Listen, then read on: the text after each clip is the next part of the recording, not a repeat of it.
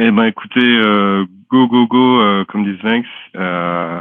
Donc, nous sommes ravis d'accueillir le projet Balls In. C'est la première fois que on accueille un jeu, enfin un projet gaming. Franchement, c'est vraiment cool. Surtout que perso, j'avais tout de suite accroché. Donc l'idée, le programme de la soirée, c'est que on puisse mieux connaître ou découvrir, pour ceux qui n'ont pas encore découvert, le projet Bolzin. Donc la première partie, ça sera la présentation du projet, et puis n'hésitez pas à poser des questions.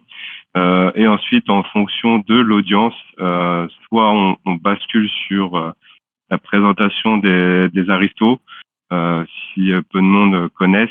Si ce n'est pas le cas, on le fera rapide, parce que je pense que Ciano et Olingo, vous êtes peut-être intéressés par le projet, mais on passera pas forcément autant de temps que pour le vôtre. Et comme ça laissera plus de temps aux questions, aux échanges, ceux qui veulent monter sur scène pour les questions-réponses avec grand plaisir. Donc du coup, on peut lancer le début de la soirée. Alors, comme on s'est dit, programme, présentation du projet Balls In, et puis en fonction le projet Aristocrat. Et avant, j'ai oublié un petit logo d'ailleurs sur la présentation, dédicace à nos amis des blocs. Ils sont encore là sur le slide. Avant de commencer la présentation, donc comme d'hab, le petit slide de giveaway. Donc on remercie Bolzin, puisqu'il y a quelques temps de ça, ils ont fait gagner des whitelists, donc des whitelists garantis. Donc pour cela, il faut être holder aristocrate et avoir participé au giveaway sur notre Discord. Donc on a repris la liste qui a été gérée par une main de maître par RCSN. Donc on a tous les gagnants, on pourra vous retaguer. Et puis, comme vous avez pu le voir, on a eu une belle bille personnalisée aristocrate. On va la faire gagner ce soir. Donc, elle est juste très stylée. Je pense qu'on aura l'occasion de reparler des éventuels avantages d'avoir des billes exclusives. Yes. Et puis la petite surprise qui était pas prévue, on a discuté en préparant la masse, c'est effectivement des places pour pouvoir accéder à la version bêta du jeu. Je laisserai Siano pour en parler. Mais voilà ce qui est prévu pour ce soir. Donc un beau giveaway de la bille aristocrate, et puis deux places pour pouvoir tester le jeu en avant-première, et puis pouvoir profiter pour faire les remontées. Voilà, écoute, Siano, je te laisse la parole pour nous présenter enfin, j'allais dire, le tant attendu projet Balls In. Trop cool, merci pour l'intro et ouais, merci pour l'invitation, ça fait super plaisir. Salut tout le monde dans le chat. Et ouais, donc si tu veux, pour introduire Bolzin, avant tout, ouais, ça y est, je vois le slide, ouais, impeccable. Alors, Bolzin s'est développé, vous voyez le petit logo Smoothie Labs en bas à droite. Donc, Smoothie Labs, c'est le studio gaming Web3 qui développe Bolzin. Donc, dans Smoothie Labs, on est une équipe, on est basé à Marseille, peut-être que vous l'entendez avec l'accent. Donc, on est 7-8 personnes. Il y a des développeurs gaming, il y a des développeurs blockchain, il y a des mecs dans la com, marketing, etc. Donc, voilà, équipe assez complète. Et on développe nos propres jeux en interne dans le studio, dont Balls In. Donc, ça, c'est vraiment la priorité en ce moment du studio. Et on fait aussi d'autres jeux ou d'autres projets Web3 externes pour des marques, pour des clients. On fait aussi un peu de prestat à côté. Ça nous permet de nous autofinancer. Donc, Balls In, c'est avant tout un jeu. Et on a rajouté, parce qu'on vient du gaming... Quand tu veux que j'avance sur les slides. Ouais, pas de souci. Salut Kev, tac, salut JP.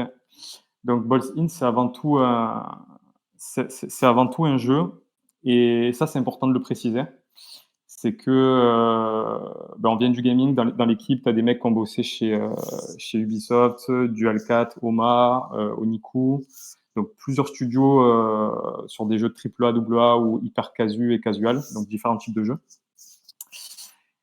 Et j'ai tellement de trucs à dire parce que je ne sais même pas par où commencer. Donc, Bolzin, c'est un jeu de course sur mobile, style Mario Kart. Donc, je pense que vous avez tous joué à Mario Kart quand vous étiez petit. Et on ajoute le layer. Aussi, hobby, hein. Hobby, ouais, carrément, ouais. Pour les plus anciens comme moi, à l'école et tout, c'est vrai que tu veux.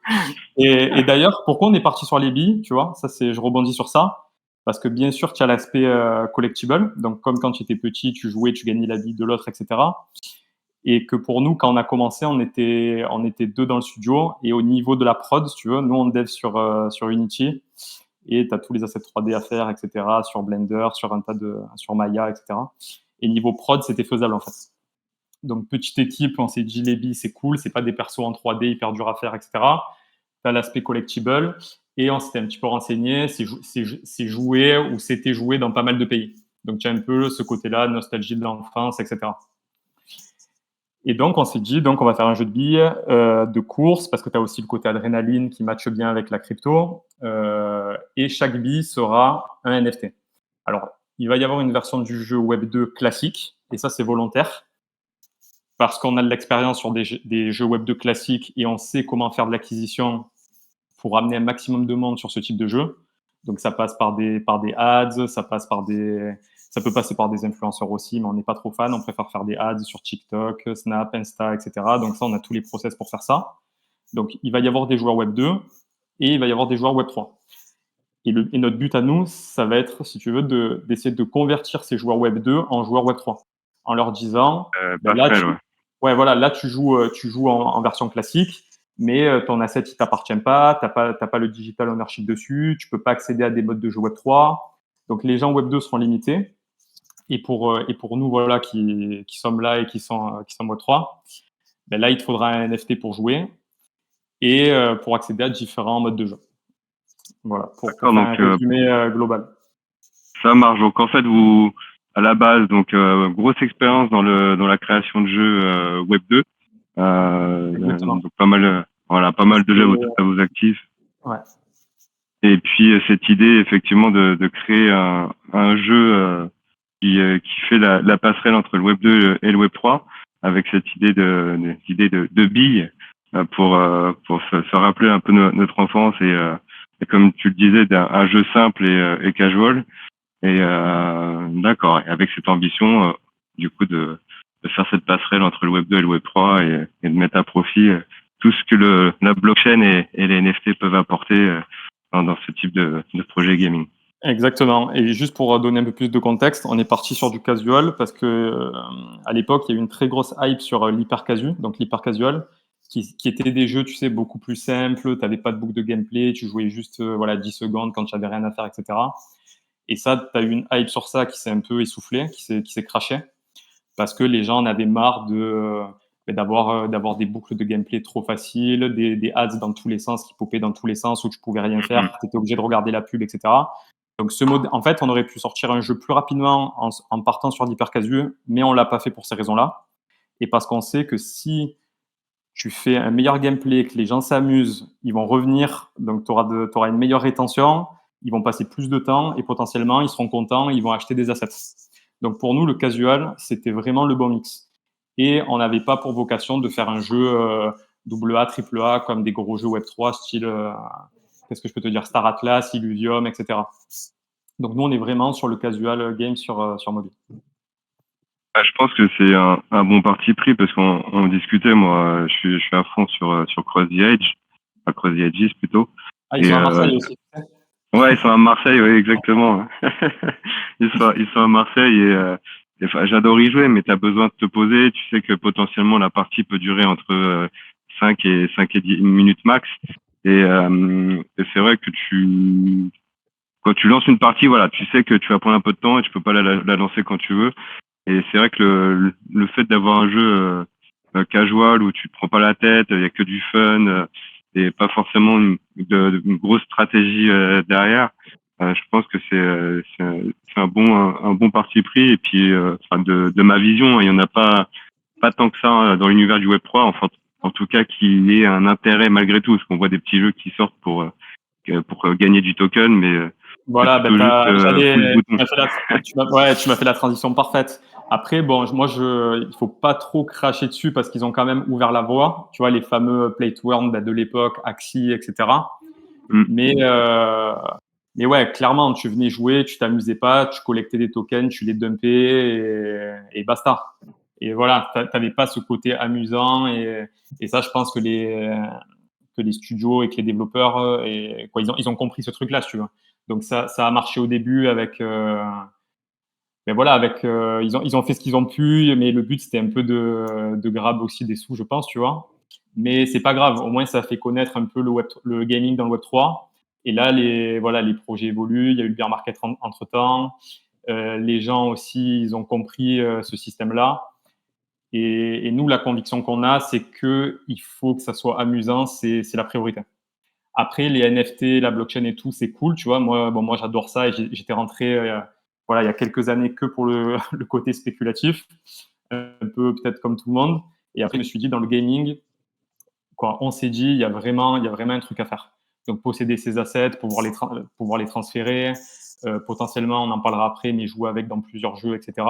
En fait, tu as des use cases qui n'étaient pas possibles auparavant et maintenant, il y a des trucs qui sont très, très intéressants et qui vont arriver ouais, d'ici peu, quoi. Ouais, clairement. Bah, de toute façon, comme tout, faut bien qu'il y ait des projets, on va dire, qui ouvrent la voie et tout évolue. Donc, forcément, c'est une bonne chose.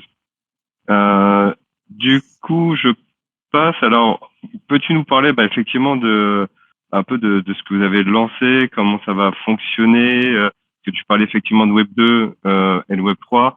Donc, on a compris que la base du jeu, c'était une course de billes. Donc, comment vous allez, bah, où vous en êtes et comment vous allez lancer tout simplement le jeu.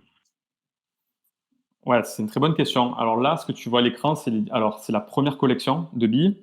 Donc en fait, quand tu vas être en Web 2, tu vas avoir des billes standards, un peu random, mais qui n'auront pas de valeur. Tu vois, des billes, peut-être que tout le monde aura la même bille, on ne sait pas encore pour être honnête. Mais en Web 2, tu seras ultra limité. Et là, moi, je veux vraiment faire le focus sur la version Web 3. Et sur la version Web 3, donc on a fait la première collection. Et cette première collection de 10 000 billes, on l'a découpée en saisons. Parce que dans le gaming, ça se fait beaucoup. Et nous, on aime bien, tu vois, ça permet un peu de créer du momentum, du FOMO, etc. Et donc, la première collection, elle sera de 888 billes, quoi, balls, NFT. Et pour pouvoir participer à ce free mint, parce que j'ai oublié de le préciser, mais c'est un free mint, donc un mint gratuit sur Polygon. Donc pourquoi sur Polygon? Parce que pour le gaming, on pense que c'est l'une des blockchains les plus adaptées. Alors il y en a d'autres. Il y a IMX avec Immutable X. Il peut y avoir Tezos aussi, par exemple, de gagner sur Tezos, etc. Nous, on est parti chez Polygon. Ils nous ont donné un peu des grants pour le projet, donc c'était pas grand-chose. Ils nous ont inclus dans un programme qui s'appelle Polygon Village. Donc ça, ils vont nous aider quand on va sortir le jeu, en fait, ils vont nous aider à communiquer, etc. Donc ce free mint, il y aura 888 balls NFT sur Polygon, ça sera gratuit. Donc il faudra payer, tu sais, les fameux gas fees qui vont être ridicules, donc peut-être 10 centimes ou 15 centimes. On va même essayer de voir si nous, on ne peut pas les prendre en charge. On est en train de regarder, mais bon, je promets rien, je promets rien aujourd'hui. Bah, Et dans après, c'est un plus, mais clairement, enfin, on le voit sur Polygon, c'est ridicule. Hein. Donc, Ouais, en fait, c'est plus pour l'expérience utilisateur. Ça veut dire que tu ne seras pas hmm, obligé de charger ton wallet avec un Matic ou avec 0,2 Matic, tu vois. ouais. Ça fait plus, voilà, si on peut le prendre en charge, franchement, on va le prendre en charge. Au moins, il n'y a pas de friction, tu vois. Et Ça au-delà de peut simplifier pour ceux qui n'ont pas eu l'occasion d'acheter du Matic ou.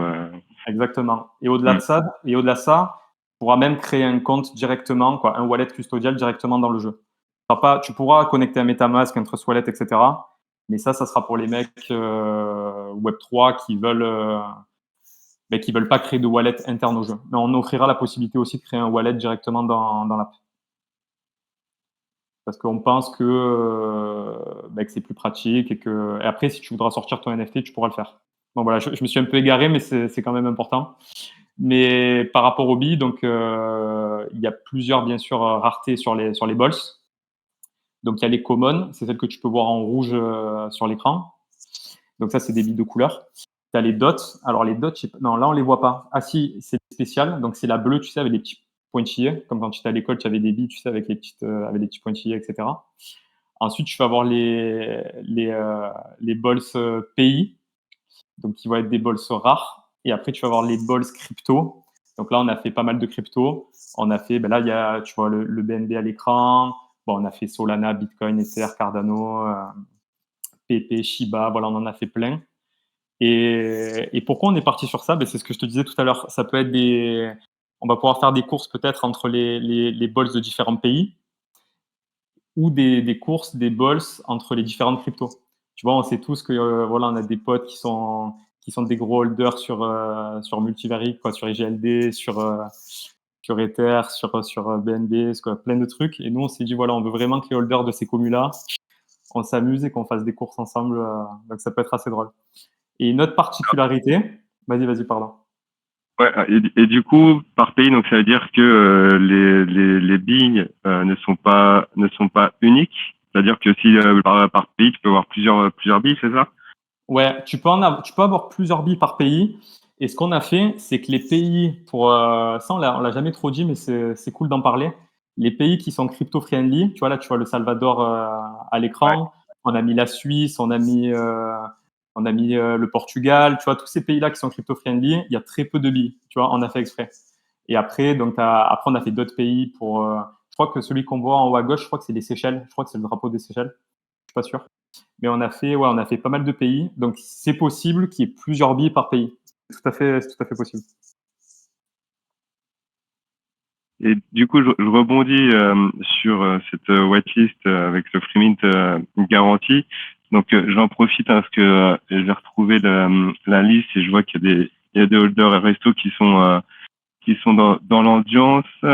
Rapidement, ceux qui ont gagné ces whitelists garanties, donc il y a Jipounet, Yann Debé, JP Le Rossignol, Kefou, Bizarbi, RSCSN, Tony Boat, ici présent, 3D Max, Ancaria, Benji, non, je le vois pas. Si, Benji est ici présent aussi. DJ Ox, Crypto Forever, Svenx qui a gagné aussi, Allegory Block et Buzzbug. Donc toutes ces personnes-là ont du coup le free mint de garantie pour la première collection. Donc un grand merci à Bolin de nous avoir fait profiter de ce gain de whitelist. Ouais, bah, écoute, c'est avec plaisir. Hein. Franchement, nous voilà quoi, les commus qu'on kiffe, on n'hésite pas à donner des whitelists. Après, là, on va se calmer parce qu'on en a distribué pas mal. Donc, en fait, on a deux types de whitelists pour ceux qui ne savent pas. Il y a les whitelists garantis et les whitelists, ce qu'on appelle first come, first sale. Donc, eux, ils seront pas sûrs de minter le jour J. Mais en garantie, vous serez sûr de minter. Donc, donc voilà, hein, moi, ça me ferait trop rire de voir les aristos contre les mecs de chez Bolzin, etc. Ça, on sait donc voilà, là, on fait des tests en ce moment sur du multi. Et, non, franchement, on est hyper enthousiaste par rapport à ça. Quoi. Ça peut être que fun avec les communautés FR. Ça peut être cool de faire des petits battles de billes. Et un truc que j'ai pas précisé, alors là, je vais aller un peu plus, j'espère que je vais bien m'exprimer parce que c'est pas facile à expliquer. Mais tu vois, à l'écran, par exemple, tu as la bolse common, qui est la bolse rouge en haut à droite, Ouais. et tu as un background derrière qui est bleu. Et en fait, ce background, il correspond au land Sealand. Et dans le land Sealand, il y a 4 maps, comme dans Mario Kart.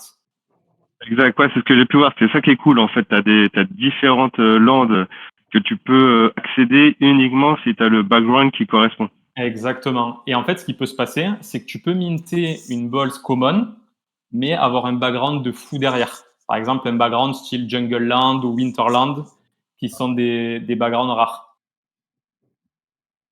Ok, donc faut bien tenir compte à la fois de la bille, mais aussi de son background. Exactement. Donc, ça veut dire qu'avec ta bille common, vu que tu as ton background bleu, ben, tu pourras jouer que sur Sealand. Ok, donc ouais, ça motive à avoir plusieurs billes pour pouvoir accéder à d'autres landes et d'autres maps, quoi. Tu as tout compris. Sauf à la personne, au gagnant qui va gagner la Balls Custom Aristo, il pourra jouer dans toutes les maps. Ah, on n'avait pas l'info, c'est ouf ça. Ah voilà, eh oui. Énorme, énorme. Et du coup, parce que j'ai regardé un peu le white paper, j'ai pas compté le nombre de maps, mais il y en a combien au total? 5, 6? Alors en fait, on fonctionne par land. Par exemple, là, je peux te dire qu'aujourd'hui, on a Sealand, Jungle Land, Winterland, Hellland. Donc là, on est à 4-5 lands aujourd'hui sur la version test. Et dans chaque land, il y aura 4 maps par land. Donc là, bien sûr, là, pour le moment, aujourd'hui, sur le test flight, on a fait juste une map par land. Parce que ça prend du temps, tu dois faire tous les assets 3D, tu dois tout designer, etc., etc. Mais en tout cas, maintenant qu'on a la base pour chaque land, et on va pouvoir dupliquer ça en plusieurs maps. Donc là, aujourd'hui, on a 4 ou 5 lands, si je dis pas de bêtises. Et plus tard, il va y avoir 4 maps par land. Voilà, c'est ça. Ok, donc ça fait pas mal de pistes à découvrir pour s'éclater, quoi. Ouais, et après, si on veut aller plus loin, donc ça, je te dis la roadmap future, c'est qu'on peut très bien imaginer. Ouais. Alors non, j'ai dû avancer du coup, mais okay. Non, pas de souci. C'était juste sur les lands, etc. C'est qu'on pourra très bien imaginer une land Aristo, par exemple, tu vois. Ah oui, ça serait énorme. Donc après, tout est possible. Donc voilà, je m'avance pas trop, mais ça peut être des maps ou des lands sur custom. Et du coup, je voulais savoir au niveau des billes, parce qu'il y a différents niveaux de rareté, donc on les voit pour accéder aux différentes maps. Est-ce qu'il y a d'autres attributs liés aux billes? Alors non, on a fait, par exemple, c'est pas parce que tu vas avoir une bolse PI ou crypto que tu iras plus vite qu'une bolse common ou DOT avec les points. Parce qu'on voulait pas tomber dans du pay to win en fait. Ouais. Parce que c'était une de mes questions, hein, parce que c'est vrai que dans les jeux comme ça, si tu sais que t'as pas la meilleure bille, bon bah au final tu dis ouais j'ai peu de chances de gagner et ça t'incite pas forcément à jouer, donc. Et ouais, c'est pas équitable, tu vois, c'est pas fair. Si le mec il a de l'oseille et qu'il s'achète toutes les meilleures billes, etc. Bon, il va fracasser tout le monde et on voulait pas trop tomber dans ça, tu vois. Mais après j'en parlerai après. Mais dans le jeu, en fait, ce qui est cool, c'est que c'est toi qui maîtrises un peu ta victoire ou ta défaite, mais tu peux avoir aussi quand même une petite chance, quoi. Il y a un peu du hasard aussi qui rentre en jeu. Donc c'est un mix des deux. Mais en soi, on va dire qu'à 90%, un peu comme dans Mario Kart, c'est toi qui contrôles ta bille et voilà, si tu es bon, tu es bon, et si tu n'es pas bon, tu n'es pas bon. Mais tu peux avoir de la chance à un moment donné ou de la malchance. Donc c'est ça qui est assez drôle. Et quand tu parles de hasard, sans tout dévoiler les secrets, qu'est-ce qui peut t'arriver que tu ne peux pas maîtriser en fait? Une peau de banane ou Non, tu le dis en rigolant, mais on a repris, voilà, on change pas comment on dit ça, une recette, une formule gagnante, une recette qui marche, qui fonctionne. C'est que non, on a mis des mystery box sur la map. Et donc, dès que tu vas prendre des mystery box, tu peux tu peux avoir des pouvoirs exactement comme Mario Kart, comme MK. Donc tu peux attaquer les autres, tu peux te protéger. Donc ça, c'est la petite part de hasard dans les courses qui fait que si tu es dernier, voilà, tu peux remonter. Et si tu es premier, tu peux te prendre un missile et terminer, quoi. Ah, intéressant, cool. Et pour aller encore plus loin, dans les mystery box, ce qu'on a fait, c'est que là, on a fait une collab avec un premier projet NFT c'est un studio qui est basé à Paris qui s'appelle Brand Studio. Ils ont une collection qui s'appelle Z Monster. Donc, c'est une collection NFT PFP un peu artistique, si tu veux. C'est un petit monstre. Et là, ce qu'on a fait, c'est que quand tu prends une mystery box, tu vois ce monstre, ce petit Z Monster, donc de leur collection à eux, qui apparaît. Donc, c'est une animation 3D et qui prend une bille et qui la jette, qui la mange et qui la sort de la map. Donc, nous, on veut vraiment que Bolzin, ça soit un projet où tu aies d'autres collections NFT aussi qui fassent des apparitions, etc. Énorme, énorme. Donc voilà, on essaie de. Alors la vidéo, elle est sur notre Twitter. J'ai vu qu'il y a JP, je crois, qui a envoyé. Je vais vous mettre le lien après. Il y a une petite vidéo. Mais si je vous l'envoie maintenant, vous allez plus m'écouter, vous allez partir, vous allez regarder. Mais donc ouais. Donc pour revenir sur l'écran, sur le slide, donc j'ai fait un magnifique schéma en 3 étapes qui est super beau. Donc là, c'est nos 3 milestones du moment. Okay. Donc là, on a le jeu, comme je vous l'ai dit, qui est en Web 2. On n'a pas encore inséré les NFT dedans. Et là, on est sur un test flight. Alors le test flight, pour ceux qui ne connaissent pas, c'est une version jouable qui est sur iPhone et Android, quoi, iOS Android. mais qui est disponible que sur invitation par mail. Et nous, là, le but, c'est que là, on a fait une version et on va onboarder, donc on va sélectionner 100 joueurs sur le test flight. Pourquoi on fait ça? Pour avoir des retours utilisateurs, donc des feedbacks sur le jeu. Et en fait, on veut des feedbacks que sur le gameplay. Ça veut dire, est-ce que la prise en main elle est bonne? Est-ce que la caméra elle est bonne? La gravité, les sauts, les kicks, quand tu les attaques, est-ce qu'elles sont cohérentes? Est-ce que tout fonctionne, etc. Les colliders, c'est par exemple des fois quand tu vas passer à travers des objets ou des obstacles, etc., etc. Donc nous, on veut des retours vraiment sur le gameplay. Ça veut dire que là, l'interface du jeu, il y a une interface, mais elle n'est pas réellement terminée, elle n'est pas encore très belle, etc. Mais c'est pas grave. Nous, voilà, dans le process de création d'un jeu, on sait que le plus important, c'est le gameplay. Après, les boutons, etc., l'interface, on pourra toujours l'améliorer. Donc, nous, on veut faire un test flight là, avec 100 joueurs où on veut recevoir des feedbacks sur le gameplay. Une fois qu'on a ça, tu vois, on va créer par exemple un chat privé sur le Discord avec tous les testeurs, où on va faire remplir un petit Google Form, par exemple. Là, les devs, ils vont être trop contents, ils vont avoir plein de travail. Ils vont m'insulter. Après, notre deuxième milestone, ça va être la com sur le free mint. Donc là, on va enclencher la com sur le free mint. Donc voilà, il y a tout qui est prêt. On va poster les visuels, tu vois, pour éduquer un peu les gens, ceux qui connaissent pas encore Bolzin, etc., etc. Et après le free mint, du coup, les gens auront, les holders auront minté leur NFT. Et ensuite, on sortira la version du jeu Web3 où tu pourras jouer avec ton NFT que tu as minté. Et en termes de timing, en termes de date, à peu près, tu as le time frame? Ouais, alors le test flight, ça va se jouer en avril-mai. Donc c'est là, tu vois, les 100 joueurs, ça va être maintenant. Le free mint, en soi, on pourrait le faire pendant l'été, mais on ne sait pas, tu vois, il y a le halving qui arrive. Est-ce que ça va être un sell the news? Le marché, il va cracher. En général, on sait que l'été, pour la crypto, c'est pas le meilleur timing. Les gens, ils sont en vacances, le marché, il est un peu mort. Ça bouge pas beaucoup. Donc, on pourrait peut-être le faire en été, mais on sait que niveau timing, c'est pas l'idéal. Donc, peut-être à la rentrée. Le free mint, peut-être en septembre, octobre. Bon, en tout cas, c'est sûr que ce sera en 2024. Et ensuite, la version du jeu Web3, soit fin d'année, mais pareil, décembre. Tu vois, Noël, tu as des gros jeux qui sortent des fois en décembre. Donc soit la version Web3 fin d'année, soit début d'année prochaine. Après, c'est très, très dur de donner des dates dans le JV, tu vois. Dans le jeu vidéo, c'est très, très dur. Ouais, mais en soi, pour le moment, tout ce qu'on a dit, on l'a. Voilà, quand on dit à peu près des dates, ça peut être à 1 à 2 mois près, mais on respecte la roadmap. Et du coup, parce que le free mint des NFT, vu qu'à la base c'est un projet Web 2, c'est-à-dire que vous comptez quand même lancer le jeu Web 2 dès que vous pouvez, sans tenir compte, on va dire, du marché crypto, puisque la cible est plutôt Web 2, ou vous voulez faire les deux en même temps, Web 2 et le free mint? Ouais, c'est une super question. Je pense qu'on fera les deux en même temps.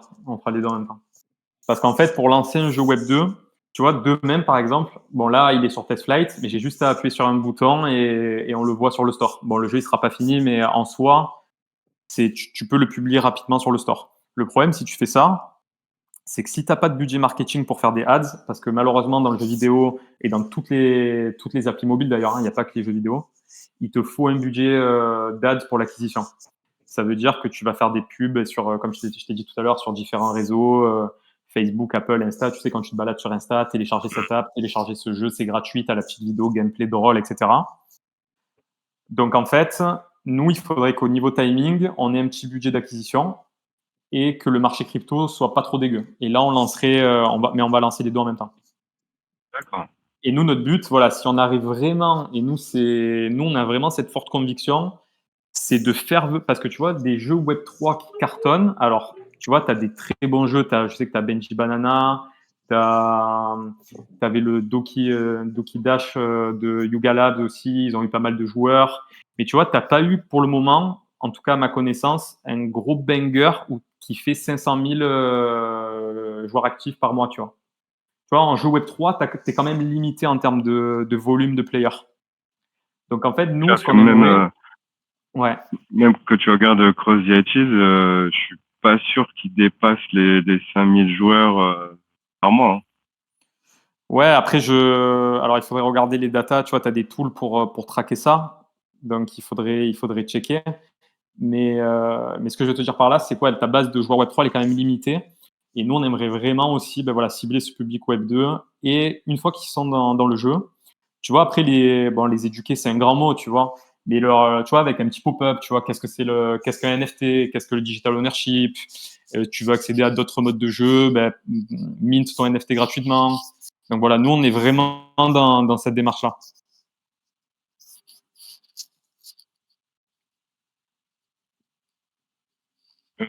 Du coup, j'avance dans la slide. Allez, go. Merci. Alors écoute, ça, c'est ce qu'on disait tout à l'heure. C'est les balls qu'on appelle unique, un pour un, custom. Voilà, on donne plein de noms, mais ce qu'il faut retenir, c'est que chaque ball, c'est unique, pour le coup. Et en fait, on a deux collections pour ces balls. Donc, on en a fait une l'année dernière, donc 2003, et une 2024. Et en fait, ces balls, elles ont été faites, voilà, dès qu'on a fait des collabs avec des projets qui nous ont un peu soutenus, voilà, des projets qu'on aime bien, où on a fait des collabs avec eux, etc. On leur a fait en fait une balls custom. Donc, il n'y en a pas beaucoup. Donc là, on dirait qu'il y en a beaucoup à l'écran, mais en soi, il n'y en a pas tant que ça. Et ces balls, en fait, vont donner des avantages exclusifs dans le jeu. Donc le premier avantage voilà, sur lequel que je peux partager aujourd'hui, c'est celui que j'ai dit tout à l'heure, c'est que tu auras accès à toutes les maps si tu as une balls custom. Et on peut voir sur les balls custom, donc on peut voir qu'il y a des logos. Donc ça, c'est logos de projet. Il y a Sunnyb, MetaFight, Galaxy Gamer. Là, il y a des guilds. Donc voilà, il y a pas mal de... il y a quelques projets sympas avec de l'écosystème Web3 FR, là, pour le coup. Et on a fait aussi des avec des faces, tu vois, avec des visages. Et ça va être soit des mini influenceurs, ou soit ça va être des gens qui nous ont aidés dans le projet aussi, tu vois. Donc ça peut être des devs, ça peut être des collab managers, ça peut être des mecs qui sont dans d'autres communautés mais qui nous ont donné un coup de main. Grâce à eux, on a réussi à avoir une collab. Ils ont parlé de nous sur une AMA, à un event. Donc voilà, on essaie vraiment d'être dans cette dynamique que si les gens ils nous aident, et donc, contrepartie, voilà, on leur fait une balls unique. Et je sais que, voilà, tu vois, c'est pas grand chose, mais souvent, ça fait plaisir. Et c'est surtout que ça va donner des avantages. Donc là, j'en ai dit un, mais c'est pas pour vendre du rêve ou quoi que ce soit. Mais les holders des balls uniques, pour le coup, il y aura vraiment des trucs sympas qui vont arriver. C'est énorme, et du coup, je suis limite en train de regretter qu'il n'y en ait qu'une, en fait. Mais c'est ce qui fait le charme de cette ball unique. Ouais, là, je pourrais envoyer. Tu vois, après, en soi, il n'y a pas de valeur, monétaire aujourd'hui aux balls, parce qu'en fait, tout simplement, on fait des. Bon, tu vois, ça nous prend quand même du temps de les faire, tu vois, à la main. Bon, ça prend pas des jours non plus, mais selon les logos, selon les visages surtout, tu vois, parce que c'est modélisé, etc. Donc ça, c'est un artiste 3D qui fait ça. Donc après, attention, c'est pas du grand art, etc. Mais ce que je veux dire, c'est que ça prend du temps et qu'on le fait N'oublie pas que tu es chez un projet artistique ici. Hein. Ouais, c'est pour ça que je dis ça. mais voilà, tu sais que chaque truc en 3D prend du temps. Donc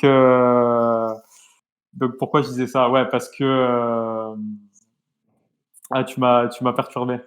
Mais oui, c'est bon. C'est qu'en fait, il n'y a pas de valeur monétaire, il y a pas de valeur monétaire, mais si tu veux, nos holders, ils ont un peu trollé. On a fait voilà, on avait eu des discussions avec eux, etc.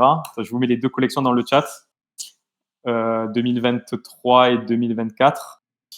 Et ce qui est rigolo, c'est que t'en as certains qui ont listé leurs balls à 100 ETH en mode on vendra jamais, les balls elles sont trop rares, etc. Tu vois. Donc ça, c'est drôle. Ah, carrément. Après c'est intéressant de, comme tu dis, même si c'est pas pécunier, que ta ball, son NFT a certains avantages, surtout quand elle est unique. Et ne serait-ce que l'avantage de pouvoir accéder à toutes les maps, je trouve ça déjà super cool.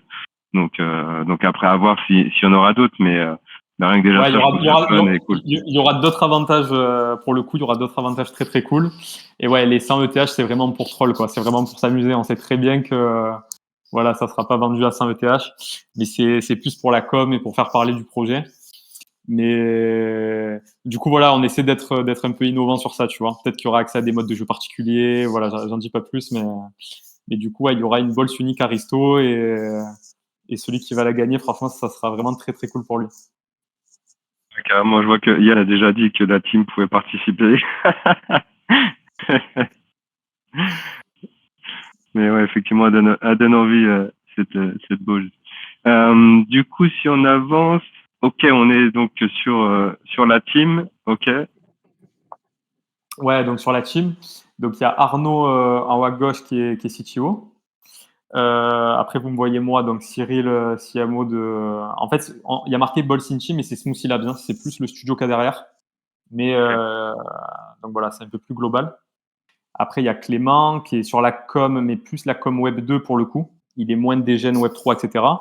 Il y a Vesper qui est plus sur le Web 3, donc en mode dégène.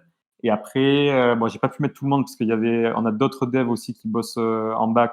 Ça, c'est des devs front, donc Izuka et Metal Fox. C'est des devs front. On a des devs back aussi. Et voilà, donc ça, c'est une partie de la team. Et, et ce qui est cool, c'est qu'on est tous, tout le monde joue, tout le monde est gamer en fait, tu vois. Donc, ça, on est tous gamers. Et après, tu en as qui sont plus ou moins dans le Web 3, d'autres un peu moins, qui sont plus Web 2, par exemple, comme Clément. Mais c'est bien aussi, tu vois, quand on cible les mecs Web 2. Donc voilà, et on n'est pas tous basés à Marseille. Tu vois, Izuka, il est français, mais il est basé à Kyoto, il est au Japon. Vesper, il est aussi dans le sud de la France. Clément, il est en Sologne, vers Vierzon. Metal Fox, il est vers Montpellier, tu vois. Donc on est aussi, voilà, on bosse d'un peu partout. Intéressant. Et sur la partie Web 3, on va dire smart contract et autres, vous avez trouvé un bon dev aussi? Ouais. Ben on a un dev qui s'appelle Ludo qui est vraiment très fort. Vesper aussi nous a pas mal aidé. Donc ouais, non, sur ça, franchement, on a de la chance d'avoir de bons profils. Ça, franchement, l'équipe, c'est ce qu'il y a de quoi le plus important. Tu vois, franchement, sur un projet, si tu as les bonnes personnes et que chacun sait ce qu'il fait, chacun a sa mission, etc., c'est magnifique. Non, franchement, c'est l'équipe pour Je te moi. le fais pas dire. Ouais, non, mais franchement de trouver. Nous, tu vois, on a de la chance parce que tous ces gens-là, c'est des gens avec qui on avait bossé avant dans d'autres boîtes, dans d'autres studios gaming, etc. Donc, on se connaît tous. Mais après, c'est vrai que quand tu dois recruter des gens voilà, que tu connais pas, après, tu fais passer des tests techniques, etc. Mais pour le coup, là, vu qu'on se connaît tous, on avait déjà tous bossé ensemble avant, etc., ça marche nickel. Ouais, carrément. Ouais, et puis, de toute façon, encore plus sur un jeu gaming, la partie dev est importante. Et après, dès l'instant que tu passes sur le côté Web 3, là, ça prend encore plus son sens d'avoir un bon dev parce que, Et le dev, entre en plus, tu guillemets, sais, exactement. Et le dev, tu sais que tu as. En fait, si tu as un mec qui est très fort, qui fait du dev front et du dev back, tant mieux. Mais c'est assez rare. Et c'est pour ça que nous, on a des dev front et des dev back. Alors, ces devs-là, il faut qu'ils puissent bosser ensemble. Parce qu'à un moment, tu as un peu un merge des deux parties, tu vois. Et tu as en plus, dans les projets Web3, tu as en plus le dev blockchain aussi qui est là qui intervient à la fin et qui vient rajouter sa couche blockchain. Donc, mais c'est passionnant, hein. Franchement, c'est énorme. Donc, vous avez pas chopé le profil full stack qui fait tout, quoi. Ouais, en gros, ils savent tout. Je te dis honnêtement, ils pourraient le faire, mais en fait, c'est qu'il y a tellement à faire que c'est mieux de splitter ça avec front et back et au moins chacun y focus. Mais en vrai, ouais, non, c'est. Mais c'est vrai que si tu veux, les gens, ils réalisent pas forcément. Tu vois, même toi, quand tu jouais à un petit jeu, entre guillemets, un smartphone, et même moi, tu jouais à un jeu de smartphone, etc., tu te dis pas, voilà, nous, on a pensé toutes les maps, donc on a fait du level design. Ça, c'est un peu les coulisses, tu vois. Ça veut dire qu'on a regardé chaque map, par exemple, de Mario Kart, comment elle était faite. Donc, tu sais, par exemple, sur un jeu de course, quand tu démarres la course, tu as une easy zone, ce qu'on appelle. Ça, c'est pour prendre en main la balle, prendre en main le jeu. Donc, tu as ta easy zone, après, tu as ta middle zone, après, tu as ta hard zone, après, tu as ta final zone, tu vois. Donc, la map, elle est découpée en plusieurs zones. Tu mets des pouvoirs et des boosters et des accélérations dans différentes zones, tu vois. Donc, tu vois, en fait, tu dois régler, donc tu as beaucoup de level design à faire. Avant ça, tu as ton game design document à faire avec le concept de ton jeu. Après, tu le modélises. Donc, tu fais des artworks en 2D. Après, tu le fais en 3D. Et après, tu dev. Tu vois, tu as tout un process. C'est un vrai métier, hein, pour le coup. Ouais. Et c'est comme un film, en fait. Tu as ce qu'on appelle ta pré-prod. Donc là, tu prépares tout. Tu as ta prod. Là, tu dev. Et après, tu as ta post-prod. Ça veut dire là, tu vas corriger les bugs, etc. Super intéressant justement le modèle pour créer et concevoir le jeu. Ça change un peu du projet comme le nôtre, hein, qui est artistique, mais c'est vrai que c'est d'autant plus intéressant. Il y a beaucoup de paramètres à prendre en compte. Donc, Ouais, mais tu vois, moi, ce que je trouverais génial, et ça, on en a déjà parlé entre nous, ça serait faire une map, par exemple, Heartland, quoi, plutôt un land Heartland, et dedans, afficher des collections NFT artistiques. Tu vois, relier l'art avec le gaming, comme ça paraît un peu fou, tu vois, mais je pense que c'est un truc qui est faisable. là, carrément, avec le système enfin, on parle de NFT, mais d'incorporer des images dans les landes de NFT, ça peut être que cool. Donc voilà, tu vois, il faut essayer d'un peu d'innover. Nous, on sait que voilà, tant que ce qu'on espère en tout cas, tant que le gameplay est bon, et c'est pour ça qu'on a un test flight, voilà, qu'on va diffuser avec 100 joueurs, le gameplay est bon, les gens s'amusent, c'est drôle, il y a un esprit de compétition, il y a des trucs à gagner, pour faire simple. Il y a des challenges entre les communautés, et voilà, et avec ça, on devrait être pas trop mal. Écoute, nickel. Y a une question que je voulais te poser parce que, bah, comme tout projet, faut des fonds, comme tu disais, faut des moyens derrière pour la partie marketing. Du coup, aujourd'hui, comment vous avez financé actuellement ce que vous avez fait et demain, bah, comment vous allez gagner de l'argent, tout simplement. C'est quoi le business model de Botlin? Là, c'est une très bonne question, hein.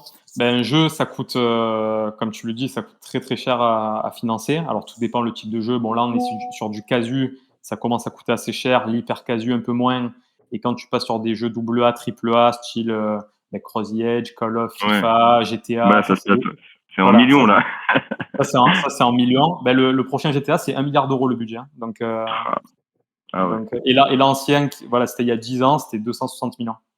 Donc ouais, ça coûte très cher. Nous là, comment on se finance? C'est parce qu'on fait aussi des jeux pour d'autres boîtes, donc avec le côté Presta. Donc là, on peut pas trop communiquer sur attends, GTA Ball, c'est pas mal. Donc on fait d'autres projets pour d'autres boîtes. Donc ça nous permet de nous autofinancer. Et après, le but aussi, ça va être que quand on aura nos premières métriques sur le jeu, donc là, bon, 100 joueurs, c'est un début. On a quand même un début de communauté, on a un produit, on a un jeu qui marche, etc.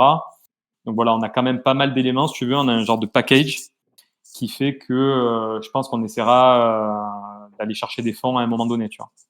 Donc là, on réfléchit à ça aussi. Alors, même sans fonds, on pourra lancer le jeu, mais c'est vrai que si tu as des fonds, ben, niveau marketing, tu peux être beaucoup plus agressif. Tu peux, tu peux payer quelques Accélérateur. influenceurs. Tu peux payer quelques influenceurs Web3, gaming. Bon, voilà, je parle pas des influenceurs de télé-réalité, mais tu peux aller cibler les bonnes personnes, tu peux faire quelques salons. Donc voilà, ça sera un gros bonus. Et c'est vrai que ça pourra nous aider. Mais nous, on voulait vraiment arriver, tu vois, si demain on va avoir des investisseurs, on voulait pas arriver avec un deck et dire on a une idée, tu vois. Ça, on sait que ça fonctionne plus. On voulait arriver avec le jeu déjà fait, la commu, des joueurs, des metrics. Dans le jeu, on plug des tools pour voir si, en l'occurrence, ça s'appelle le plus connu qu'on a plugué, c'est Game Analytics. Au moins, tu vois exactement ce qui se passe dans le jeu, si les gens quittent, si les gens restent, combien de temps ils jouent, etc., etc. Et ça, c'est important, tu vois. Ça rassure. On sait que ça va rassurer de potentiels investisseurs. Ok, très clair. Et du coup, demain, en fait, comment vous allez générer de l'argent, hein, parce que le but quand on s'investit personnellement et financièrement, c'est aussi que demain le projet puisse non seulement rapporter de l'argent, mais aussi pouvoir le faire évoluer. Ça va passer par quel moyen? Ouais, très bonne question. Alors là, comme j'ai dit tout à l'heure, le premier mine, c'est un free mint. Les autres mines Oui, c'est pour ça, seront. du coup. Ouais. donc, donc on va clairement, on fait pas ça pour l'argent, en tout cas pas dans un premier temps. Et les prochains mines seront payants. Donc voilà, on ne sait pas combien, quand, etc. C'est encore trop flou à ce niveau-là. Mais là, le but, tu veux, nous, c'est d'avoir une très grosse base de joueurs. Et ensuite, pour monétiser, donc tu as plusieurs façons. Tu vas avoir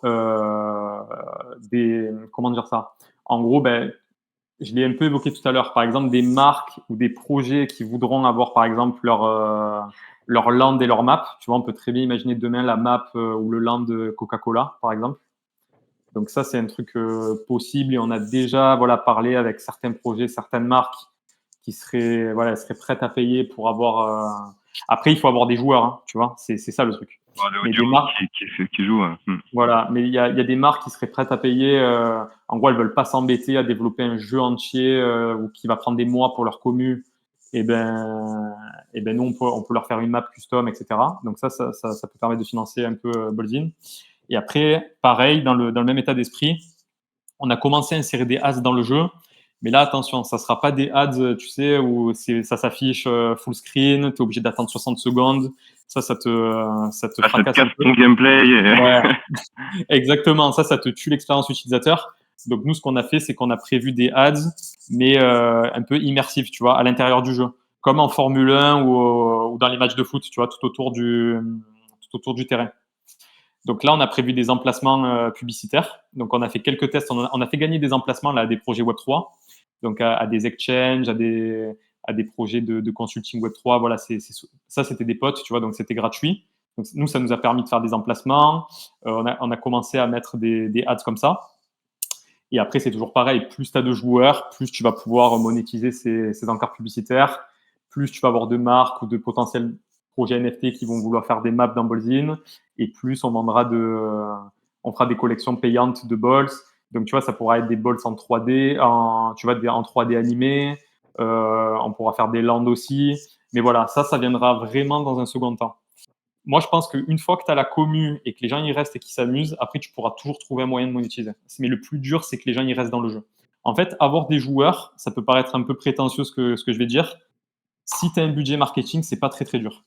Donc voilà, si tu as un budget marketing, tu fais de l'acquisition et tu achètes tes joueurs. En fait, tu as un coût par acquisition.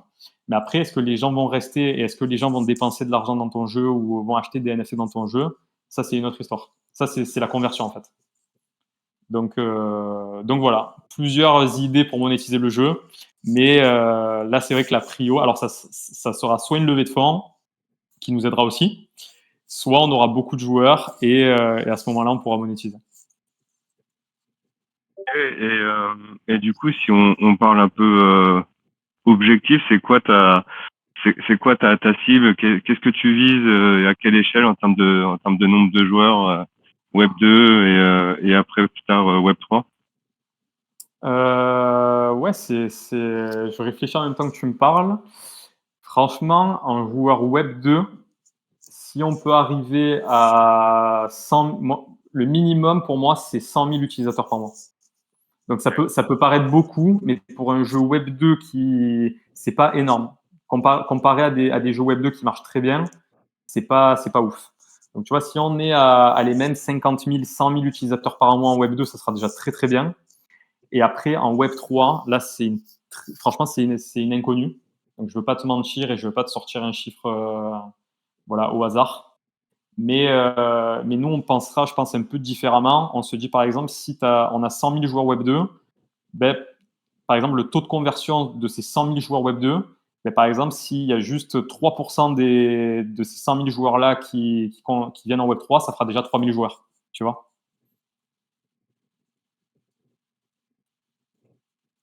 C'est clair. Après, j'ai pas de repères dans la partie gaming, mais je me permets de poser la question quand même. Mais tu vois, je suis en train de regarder, je sais pas si je vais avoir le chiffre en live. Tu vois, Candy Crush, ils ont 270 millions de joueurs, tu vois, pour te donner. Bon, c'est Candy Crush après. Mais tu vois, 270 millions de joueurs, c'est huge, quoi. Mais bon, voilà, c'est Candy Crush, ils ont des budgets de fou, ils sont là depuis des années. Clash Royale, ils ont 100 millions de joueurs actifs par jour. T'imagines? Ouais, C'est par jour, hein. partie, par jour, mais c'est juste énorme. 100 millions de joueurs par jour, quoi. Donc non, après, mais en Web 3, c'est un peu plus dur à chiffrer parce que j'ai pas hacké j'ai pas trouvé le truc qui me dit tel jeu Web 3 fait tant de players par mois. J'ai pas encore trouvé ce truc-là. Si quelqu'un si quelqu'un a une info, je suis preneur. Mais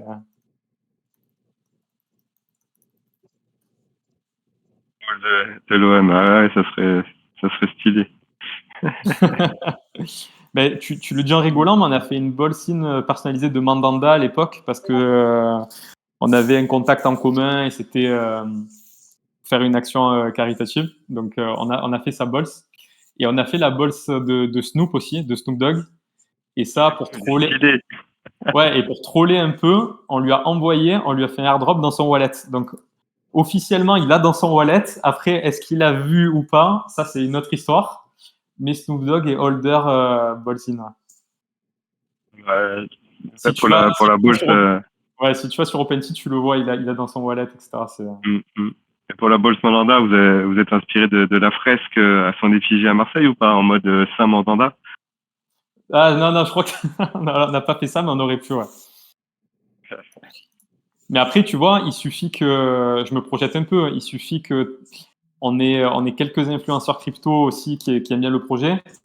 Ben, tu vois, on leur fait la bolse, tu vois, la bolse Asher, la bolse, j'en sais rien, moi, Crypto Matrix ou des trucs comme ça. Et si les mecs, ben, c'est le cas de le dire, tu vois, ils se prennent au jeu, ils ont leur bolse, ils font des courses avec leur commu, etc. Ça peut être sympa aussi.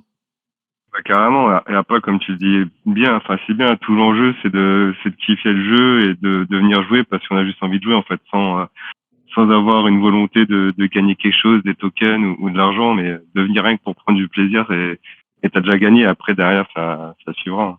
Mais en fait, je pense on aura plusieurs personas de joueurs. On va avoir des joueurs qui vont venir que pour le jeu. Donc ça sera plus, je pense, les joueurs Web 2. Bon, même si les joueurs Web 3, je sais que vous aimez jouer. Mais je sais que dans le Web 3, les gens, ils vont plus être là pour le côté NFT, essayer de gagner aussi quelque chose. Donc, tu vois, c'est plusieurs typologies de joueurs. Et après, ça sera à nous d'être bons pour essayer de combler un peu ces attentes-là. Ouais, carrément. Et du coup, en parlant de Web3, est-ce que demain, vous allez créer un token, par exemple? Est-ce que c'est une idée? Pas du tout. Ouais, ouais, c'est une idée. C'est une idée. Ça, moi, ce que je dis souvent, c'est que créer un token, c'est vraiment un projet dans un projet. Donc, nous, sur ça, on se fera accompagner parce que c'est un vrai métier. Donc, tu sais, tu dois faire tous tes tokenomics. Mhm. Faut vraiment que le token, il ait une utilité dans le jeu parce que sinon, ça sert à rien. Mais si c'est bien Il y a- fait, ça peut vraiment apporter beaucoup de valeur parce que ça peut te faire, tu vois, tu peux faire ce qui est très à la mode en ce moment, c'est le play to airdrop. Ça veut dire que tu joues et en contrepartie, tu peux recevoir un airdrop de token. Donc ça, je sais que ça marche bien. Mais là, tu risques d'attirer un public qui est plus là pour l'oseille que pour le jeu. Mais en soi, c'est pas très très grave parce que ça te fait aussi des joueurs. Quoi, tu vois, ça va te faire venir C'est du monde ça. Et sur le puis, jeu.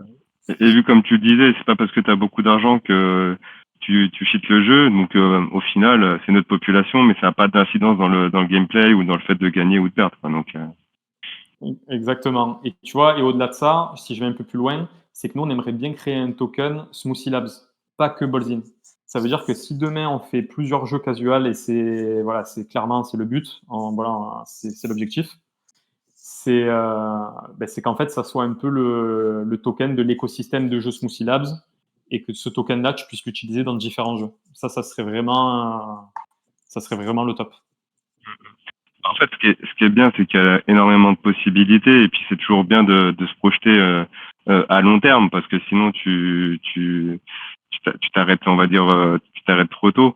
Mais c'est vrai, comme tu dis, il y a beaucoup de possibilités, beaucoup de choses à faire et c'est ça qui est aussi passionnant, c'est qu'une fois que les fondamentaux sont là, après, t'as un terrain de jeu énorme pour pouvoir agrandir les utilités du jeu et justement attirer d'autres personnes, d'autres cibles avec d'autres moyens comme effectivement gagner des tokens ou autre, quoi. Ça peut être gagner des NFT, tu vois, par exemple, il y a un NFT Aristo à gagner et tous les mecs tous les holders des Aristo, ils font la course et il y a un petit tournoi et le gagnant, il gagne un NFT spécifique, tu vois, ça peut être des trucs comme ça aussi. Ouais, il faut être créatif. Il faut vraiment être créatif. Ouais, clairement. Clairement. Du coup, j'ai complètement oublié des giveaways. Du coup, on avait parlé effectivement de la bille aristocrate. On a parlé effectivement des deux places pour tester le jeu. On commence par quoi? Par les deux places pour tester le jeu? Allez, moi, ça me va super. Ça roule. Du coup, Yann, on lance un bot giveaway. Ouais, ouais, je suis en train de le mettre en place. Top, top. On fait deux d'un coup, on en fait un après l'autre. On fait un après l'autre. Oui. Comme ça, en attendant, j'ai quelques questions sur le jeu en tant que tel, parce que j'ai vu, effectivement, t'as des courses, donc tu joues en 1 contre 1. Avec le Web3, si je dis pas de bêtises, tu peux définir au début de la course que si tu gagnes, tu remportes l'habit, donc le NFT de ton adversaire. Ça se voit que quels sont les modes de jeu? T'as bien digué le projet, parce que ça, on me le dit pas souvent, donc ça se voit que t'as lu le white paper.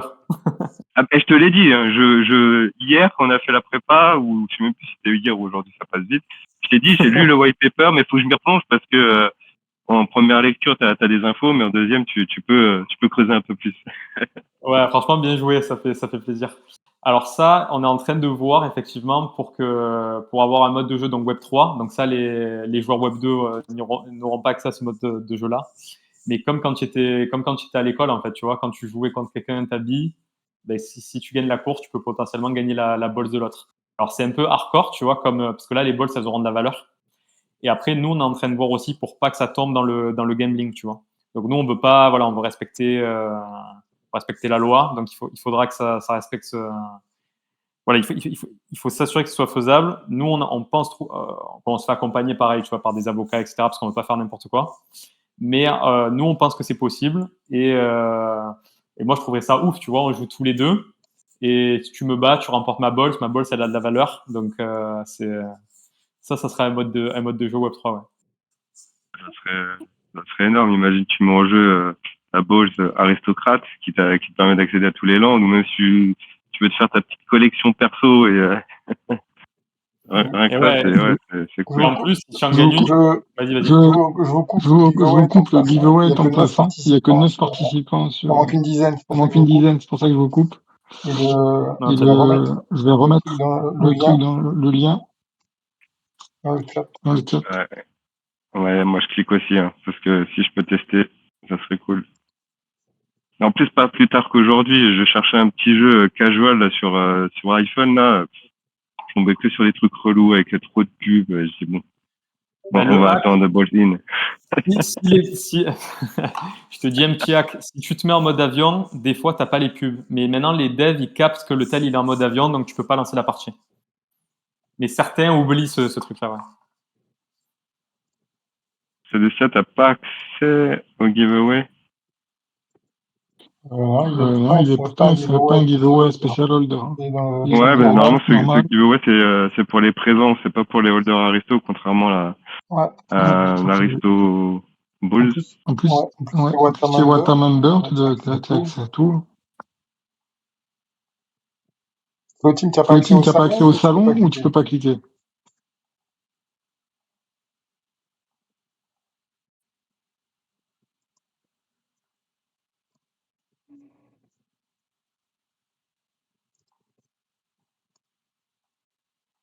Du coup, en attendant de régler les problèmes techniques, donc il y a ce mode de jeu 1 contre 1 où tu peux demain remporter la bille de l'autre. Au-delà de ce mode de jeu, je crois qu'il y avait il y a 2 autres modes si je dis pas de bêtises. Un juste pour le fun et demain, oui, donc ça c'est pas encore en place. C'est demain le play to earn en fait, c'est ça. Hein. Ouais, c'est ça. Ça c'est pas encore en place, exactement. Et là, pour ceux qui gagneront les 2 accès au test flight, je pense que même sur le test flight, on va essayer d'organiser un petit concours. Par exemple, mais au chrono, tu vois. Par exemple, les 100 joueurs qui seront sur le test flight. Alors, bien sûr, nous, le but, c'est qu'ils nous remontent des infos, etc. Parce que, tu vois, on veut vraiment que les gens qui jouent au test flight nous fassent un maximum de retours. Après, voilà, attention, on va pas leur demander une liste précise, etc. Mais que quand tu joues, par exemple, tu vois un bug ou il y a un truc qui te plaît ou qui te plaît pas, ben, s'ils peuvent faire remonter l'info, ça, c'est génial pour nous. Et je pense qu'on fera un petit tournoi avec le chrono, tu vois. Par exemple, celui qui a fait le meilleur temps, on fera gagner un petit truc, etc. Effectivement. On va refaire le giveaway parce qu'effectivement, il y avait un problème. Le salon était enlevé pour tout le monde, en fait, pour everyone. Je vais le refaire. C'est dommage, c'est Kefou qui a gagné. Il doit être dégoûté. Bah écoute, on est fair chez les Aristo et Célestia, heureusement que t'as relevé le petit souci, donc non, on relance sans aucun souci. Il faut que tout le monde puisse participer parce que c'est le but. Donc Il avait dû être modifié parce que j'étais allé j'étais justement dans celui-ci, mais bon, on repart. on repart. pas grave, gagnerai la Balls Aristo.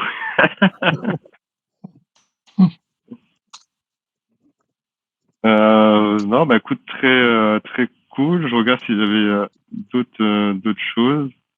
Non, après moi, ce que j'apprécie bien, c'est le côté faire du jeu. C'est quel que soit effectivement ta balls, c'est les mêmes règles pour tout le monde dans le jeu. Donc ça, c'est très fair et du coup, c'est cool. Mais d'un autre côté, ta balls t'apporte des avantages. Alors pas in-game, mais en dehors du jeu. Donc ça aussi, ça permet d'avoir un attrait pour avoir des balls différentes. Non, et puis après Ouais, tu as bien résumé. Et moi, le lien que je vois avec un projet comme le vôtre, c'est par exemple si on peut mettre un aristo, voilà, in-game, par exemple dans une mystery box, tu vois, qui apparaît en 3D, potentiellement vous faire apparaître dans le land Heartland, tu vois, ça peut être des trucs cool aussi. Et non, tu vois, franchement, mixer gaming et art, je trouve que ça a vraiment beaucoup de sens. Ah, c'est clair, il y a plein de possibilités et c'est vrai que ça permet d'enrichir l'expérience de gaming en ayant des choses à découvrir. Donc ça aussi, ça apporte un attrait parce que comme tu disais, hein, tu peux faire une land artistique, tu peux faire une autre land, je sais pas, dédiée à d'autres projets. Donc et ça permet aux utilisateurs de dire ouais, je vais jouer, mais en même temps je le découvre. Donc ouais, carrément, c'est une excellente idée. Ouais. En tout cas, si on doit vous fournir un petit NFT Aristo pour le mettre dans le jeu avec grand plaisir, on pourra même voir avec notre artiste Clément s'il est inspiré pour en faire un spécialement pour le jeu. Franchement, ça serait très très cool, hein. Ça serait vraiment top. Ah, je vois que ça se bat un peu pour le giveaway. Ça... Ouais, j'ai pas cliqué. Allez, Il est où? Vas-y vite. Il est où le lien? Giveaway. Mince. Ah, il est là, le piment. Ok, et il y avait un autre point que je voulais aborder avec toi, parce que c'est un grand débat maintenant dans tous les projets, c'est la fameuse DAO. Ouais, et je crois que dans le white paper, vous avez évoqué le... Ouais, exact. Alors, la DAO, ça veut... Ouais, tu as commencé à l'évoquer, ça veut tout et rien dire. parce qu'une DAO, en fait, s'il y a un mec qui a acheté tous les tokens ou qui a tous les NFT et qui a tous les pouvoirs de vote et de décision, c'est plus une DAO, ça c'est clair et net. Et après, une DAO, dans quelle mesure elle peut... Alors, une DAO, ça peut être faussé dans la mesure où ça va dépendre comment le projet va poser ses questions. Ça, c'est vrai aussi. Tu peux orienter les questions dans une DAO. Donc ça, c'est un truc qu'il faut prendre en compte. Et après, une DAO, pour moi, il ne faut pas qu'elle mette en péril le projet ou la boîte. En vrai, une vraie DAO, ça voudrait dire que nous, on contrôle plus Smoothie Labs et plus Bolzin, et qu'en fait, toutes les décisions sont prises par la DAO. Bon, nous, on pense plus, voilà, pour être très transparent sur ça, que la DAO, elle va nous aider à co-construire un peu le jeu, les niveaux, les modes de jeu, etc., etc. Mais ça pourra pas, voilà, il faut pas que ça mette en péril la santé financière de Smoothie Labs et de Bolzin, tu vois. Donc pour moi, c'est pas, tu vois, il y a vraiment DAO extrême, dégène, etc., où il y a des protocoles qui sont gérés par personne et ils appartiennent à tout le monde. Et tu as des DAO où je vois un peu plus ça comme des communautés plus participatives qui vont aider à co-développer et à co-créer le jeu, tu vois. Beaucoup plus ça. Après, vous surfez sur le nom DAO, mais ouais, ça peut être à la fois mal vu ou alors passer beaucoup d'attentes derrière ce terme-là et après la commu peut revenir en disant oui, mais vous avez parlé de DAO, mais ouais, t'as raison. Il faut faire attention sur les termes, ouais, c'est vrai. Ouais, on l'avait vécu aussi avec les aristos, donc c'est sûr qu'il faut faire attention à ce qu'on marque parce que et les termes qu'on utilise que ça peut être galvaudé, tout le monde ne comprend pas la même chose. Et puis après derrière, bah tu mets ce que tu veux. Donc le fait que tu fasses participer ta commu, bah c'est une excellente idée. Après le mettre sous le nom d'une DAO, ouais, ça peut être problématique. C'est vrai. En fait, pour moi, la force, c'est le système de vote. Tu vois, c'est ça qui peut être vraiment très très cool. Mais ouais, totalement d'accord. Ouais. Ça me fait rire Jules qui fait le signe, le petit. Bon, alors du coup, c'est Watacho qui a gagné. Qui a gagné Watacho. Ah, mais il est de Marseille en plus. Je viens de relancer. Je viens de relancer. Pour la deuxième place. Ah oui, tu viens de relancer. Allez-y.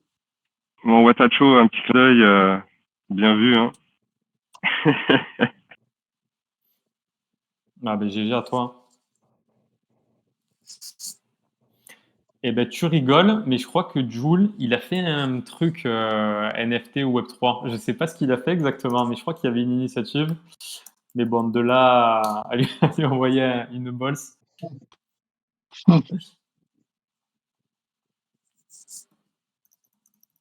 La deuxième giveaway est lancée.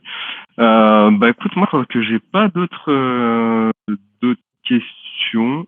Moi, j'ai une question. Moi, j'ai une question. Au niveau de la. Déjà, j'ai pas lu le light paper. j'ai pas lu le light paper. Moins d'infos dans la tête. Moins d'infos dans la tête. Bien que au niveau mobile. Ce sera bien que au niveau mobile, on est d'accord? Il n'y aura pas de. Ça sera sur Il n'y mobile. aura pas de version desktop. Et sur mobile, ça sera. Ça, je te coupe parce que, en fait, de passer de mobile à PC, c'est pas qu'au niveau dev, c'est pas insurmontable. Donc, si on voit vraiment qu'il y a une très grosse demande, etc., pourquoi pas? Tu vois, on n'est pas fermé à 100% et dire non, ça sera que mobile. Oui, parce que souvent, souvent niveau Web3, niveau Web3, les gens, tu sais, mobiles, ils sont un peu. Ils sont pas très friands, quoi. Ils sont pas très friands, quoi. C'est pas les mêmes sécurités que sur ordinateur. C'est pour ça que je me demandais, et c'est pour ça qu'on voit beaucoup de jeux Web3 sur ordi. Ouais, je suis totalement d'accord. Moi, d'ailleurs, j'ai pas mon MetaMask sur mon téléphone, par exemple. Ouais. Et souvent, on a des soucis de connexion aussi. On fait le ping-pong entre le jeu qui nous renvoie vers MetaMask et après qui revient. Bon, après, si vous avez un wallet in-game, ça va répondre au problème. On peut récupérer. C'est exactement ce que j'allais dire. Mais après, on le verra, tu vois, si vraiment tous les holders Web3, ben voilà, c'est vraiment un frein pour eux qui sont pas à l'aise, etc. On pourra le switcher en PC, quoi. Ouais. Et la deuxième question, du coup, sur mobile, la jouabilité, qu'est-ce que vous allez faire? Vous allez vous servir des capteurs du mobile, ça va être comme des petits boutons, entre guillemets, des petites manettes. Ouais, c'est rigolo que tu dis ça parce que moi, j'aime bien donner le téléphone. Tu vois, là, on va aller à Paris Blockchain Week la semaine prochaine et je sais que je vais faire un peu jouer des gens, tu vois. Et que ce soit même là dans l'entourage ou des gens un peu random, etc. Et en fait, quand les gens y jouent, moi, je leur donne le téléphone dans la main et je les regarde jouer. Tu vois, je dis rien. Et en fait, c'est rigolo parce que tu en as qui prennent le téléphone et qui tu sais, ils font la bascule de gauche à droite. Parce qu'ils pensent, voilà, que la bolle, elle va bouger comme ça. Là, aujourd'hui, c'est pas le cas. Mais j'ai vu pas mal de gens faire ça. Là, tu contrôles juste la bolle avec ton doigt aujourd'hui. Tu vois, gauche-droite, et pour le moment, c'est ça. Mais c'est vrai qu'il y a pas mal de gens qui bougent le téléphone, et ça, je l'ai vu plusieurs fois. Donc peut-être qu'on pourra le rajouter. Ouais. Okay. Mais ouais, c'est une très bonne question. Toi, tu joues un peu à des jeux sur mobile ou pas du tout? Que PC du coup? Non, je suis pas hyper joueur. Mais sur mobile, je sais qu'effectivement, souvent les jeux se servent des capteurs internes. Et le peu que j'ai vu, il y avait souvent ça. C'est pour ça que je me posais la question. Et c'est souvent très dur, des capteurs internes. Ça prenne, tu bouges, des fois, si c'est mal calibré, ça part dans tous les sens. Et voilà, c'est vrai. Il y a des pour et des contre. Mais voilà, si nous, tu vois, on peut être un jeu où voilà, tu as une petite pause ou tu as envie de te faire une petite partie. Je sais pas, on a tous un peu même les gens qui sont pas gamers, tu vois. Moi, tu tu vois, des Fall Guys, des petits jeux comme ça, ou tu vois, les Fall Race aussi, il est pas mal. Et si on peut être dans ce style de jeu, mais que les gens voilà, reviennent et s'amusent, et nous, voilà, on va organiser des tournois, etc., on sait que ça peut. On est confiant sur le fait que ça peut fonctionner. Très bien. Très bien. Et vous, même s'il y Le a deuxième pas mal gagnant, de gens. c'est Japonais. Ouais. Ah, Le GG. Le deuxième gagnant, japonais, fait partie de la team. fait partie de la team. Félicitations.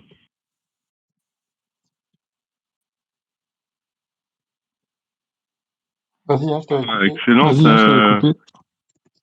Non, je rebondis sur ce que dit Télitan. Ouais, Télitan, c'était eu en call d'ailleurs. On avait fait un super call tous les deux. C'était très très cool. Et ouais, tu avais pas mal de bonnes idées, etc. Et Rumble, je t'avoue que je ne l'ai pas trop. Quelqu'un peut m'expliquer? Je connais de nom, mais tu peux gagner des whitelists en fait, c'est ça? En fait, durant les amas, on se sert pas mal de petits jeux pour que ça soit fun et lorsqu'on a des giveaways à faire, plutôt que de faire un bot, soit il y a des jeux de Rumble où ça fait des combats et en fait c'est des combats automatiques et ça te fait un petit laïus sur la manière dont tu combats, la manière dont tu tues les gens, dans la manière dont tu te fais tuer, et donc c'est plutôt fun, mais t'es pas acteur. Sinon Ouais, en fait, tu lances la partie et ça tu regardes. Ça, c'est ce qu'on appelle c'est ça. un idle game, tu vois, dans le gaming. Mais c'est très bien parce que des fois, les gens, ils ont pas envie de. Voilà, tu lances le truc et c'est très cool. Et ça, ouais, tu peux gagner des whitelists avec ça, en fait. Ah, c'est assez cool. Ouais, en fait, tu vois, par exemple, là, on aurait pu très bien dire, on lance un Rumble, les gens s'inscrivent et celui qui gagne, il gagne une place pour tester le jeu. Après, là où je vois la limite, c'est que des fois, là, par exemple, sur la main, on est environ une vingtaine.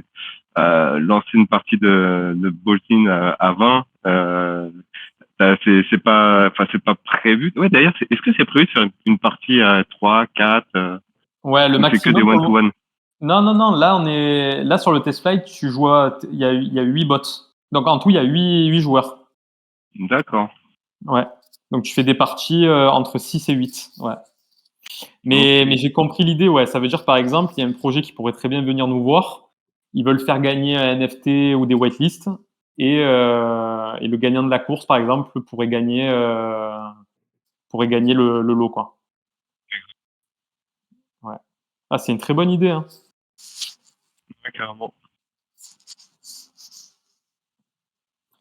Et vous, moi j'ai un peu digué la collection, mais je vous avoue que je la connais pas en mode deep.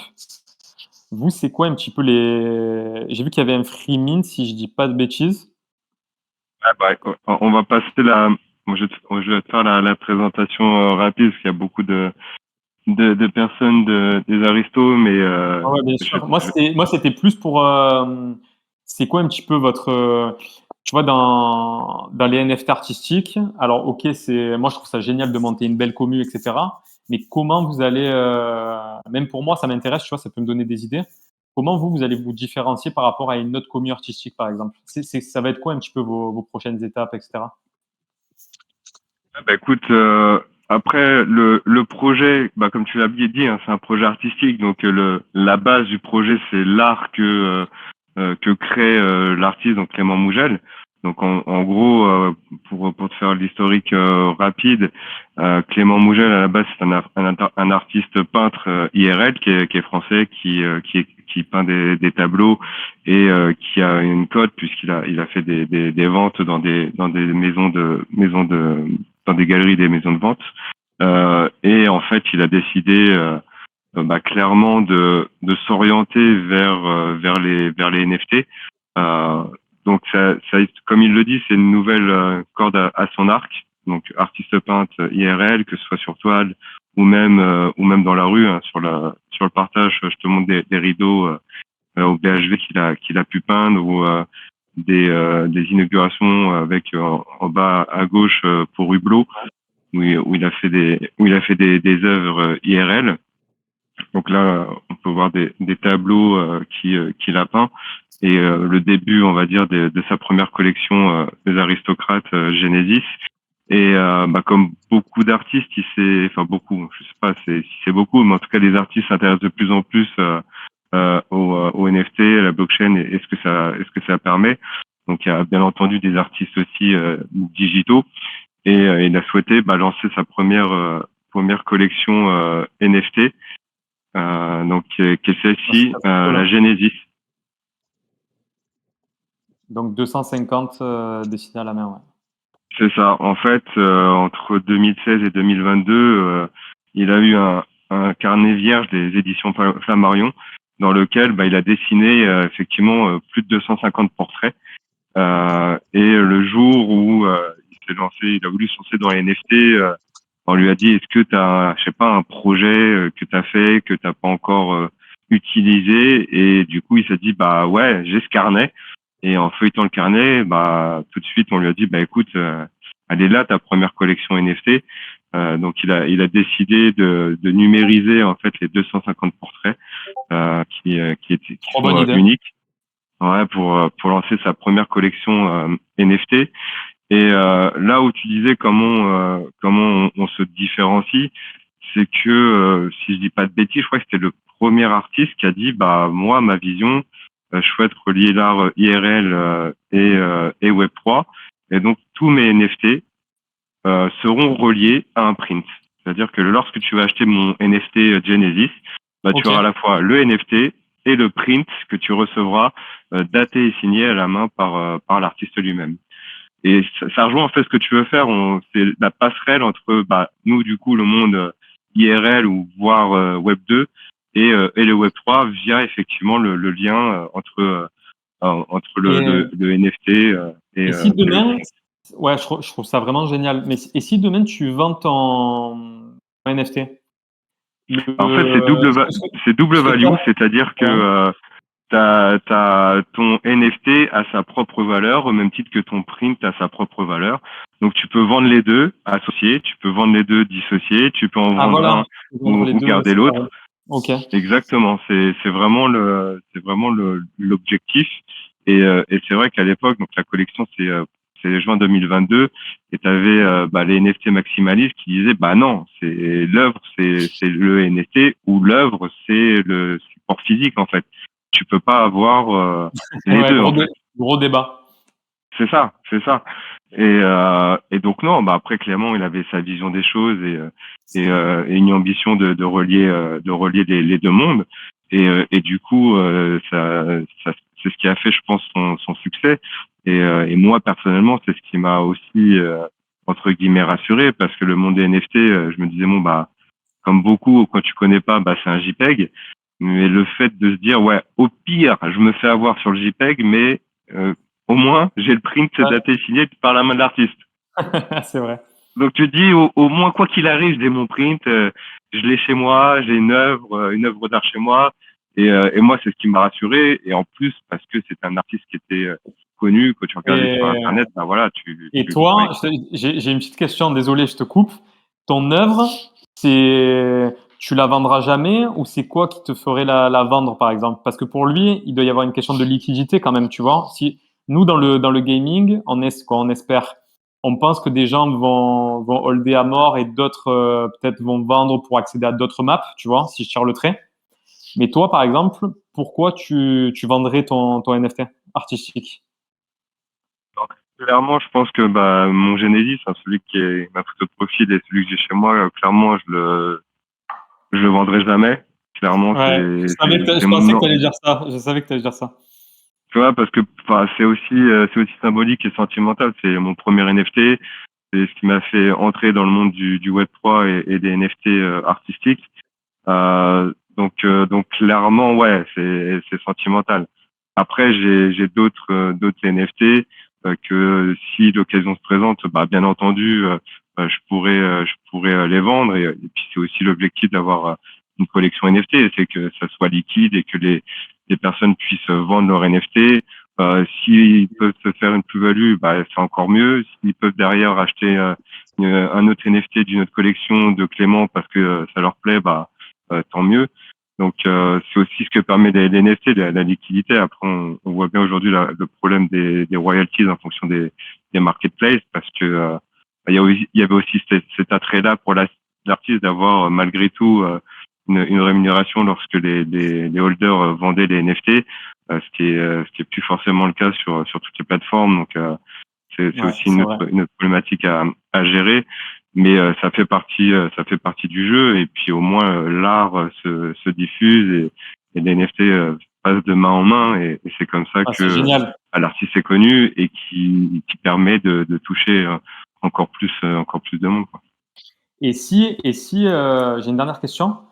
Les Aristos, du coup, la supply totale du projet, c'est combien? La collection Genesis, c'est 250, c'est ça? C'est ça. Et ensuite, on a Clément, effectivement, a créé une deuxième collection. Donc là, je te montre juste quelques prints associés.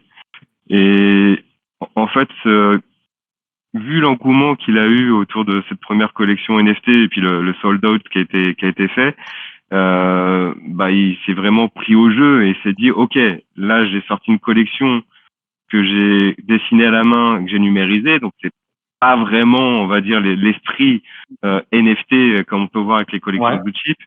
Et il s'est dit, voilà, je vais faire ma propre collection en reprenant les codes. Donc, il a sorti une deuxième collection qui s'appelle la Battle, où là, il a étudié toutes les collections, tous les traits, tout ce qui faisait que ça avait du succès.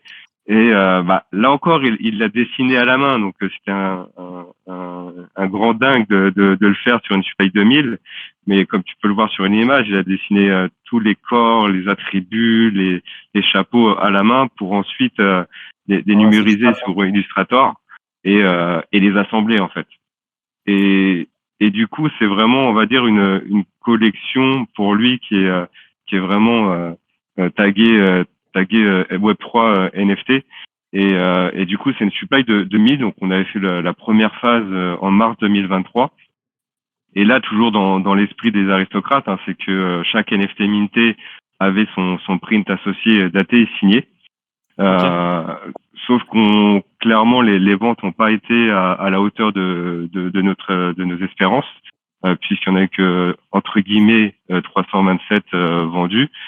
Voilà, c'était 2023, le marché des NFT commençait à... j'ai une question de timing aussi, ouais. C'est ça, à tirer la langue, 0,2 ETH, même associé avec un print, c'était quand même un budget. Donc du coup, voilà, on a pu en vendre 300 à 327 et du coup, je pense que aussi on n'a pas suffisamment communiqué sur la valeur de cette collection, puisque les gens, quand voyaient une supply 2000, inconsciemment se sont peut-être dit, ouais, ok, il a géré soit par une IA, soit il a fait une édition dynamique avec un algorithme. Et au final, je pense qu'on n'a peut-être pas suffisamment communiqué sur le fait que non, en fait, Clément Mougel, c'est un grand dingue et il l'a refait à l'ancienne, en fait. Il a dessiné, il a numérisé et il a assemblé un à un tous les calques pour créer ces 1000 personnages. Et même moi, j'en ai vraiment pris conscience. C'est lorsqu'on s'est dit qu'est-ce qu'on fait de la supply restante? Et on s'est dit ok, le prix 0,2 ETH, c'est pas accessible pour tous. On veut que ceux qui n'ont pas pu minter le NFT, cette possibilité de le rendre plus accessible. Donc en fait, on a changé le concept. On a dissocié le NFT du print. Du coup, on s'est dit voilà, le package, ça reste 0,2 ETH parce qu'on veut pas flouer les holders qui ont minté en phase 1. Donc on sait que on peut pas entre guillemets proposer un mint moins cher que 0,2. Donc ok, on s'est dit période de fête de Noël, on veut que le plus de personnes possible aient accès au NFT. Donc 2 points, du coup une supply limitée parce que forcément on pouvait pas le faire sur le reste de la supply, et un prix très attractif à 0,02 ETH pour le NFT. Donc à l'époque c'était une cinquantaine de dollars. Hyper accessible. Et donc beaucoup plus accessible. Et on s'est dit par contre, on garde cet esprit possibilité d'avoir un print. Et du coup, on s'est dit 0,2 ETH moins 0,02, et ben on fera une collection à part entière de tickets print à 0,18 ETH. Et du coup, c'est ce qu'on a lancé. Et on a été encore plus loin dans le concept, puisque normalement, quand tu achètes un NFT, tu peux claim le print de ton NFT. Et là, on s'est dit, vu qu'on crée une collection de tickets print à part entière, et du coup, les personnes qui détiendront un ticket print pourront claim n'importe quel NFT détenu des collections de Clément, hormis la Genesis. Voilà, hormis la Genesis qui reste la collection phare. Et donc, ça veut dire que dès l'instant que tu as un ticket print, soit tu claims un NFT que tu as, Battle, des éditions 1 sur 1 que Clément crée, ou même des futures collections, en fait. Donc, ça veut dire que si tu as ton ticket print, tu peux le garder en disant, demain, Clément va faire une nouvelle collection et je vais peut-être la kiffer. Je vais peut-être burn mon ticket print pour claim cette collection. Ou à contrario, tu peux te dire, bon, j'ai mon ticket print, pour l'instant, il n'y a rien qui me plaît, j'ai besoin de liquidité. Écoute, je le vends sur le marché secondaire. Ça marche, écoute, merci beaucoup. Je vois que dans le chat, ils te taguent tous. Le giveaway est parti, que veux. Non, sérieux, vous l'avez fait dans mon dos. Les gens commencent à partir, ça n'arrête plus. J'ai balancé le truc. Non, en tout cas, merci, c'est hyper complet, ouais, ça géré. Je clique. Donc voilà, donc effectivement, ce qu'on a fait pour cette collection ticket print, c'est que les holders de la phase 1 avaient un ticket print de garantie, pour le coup.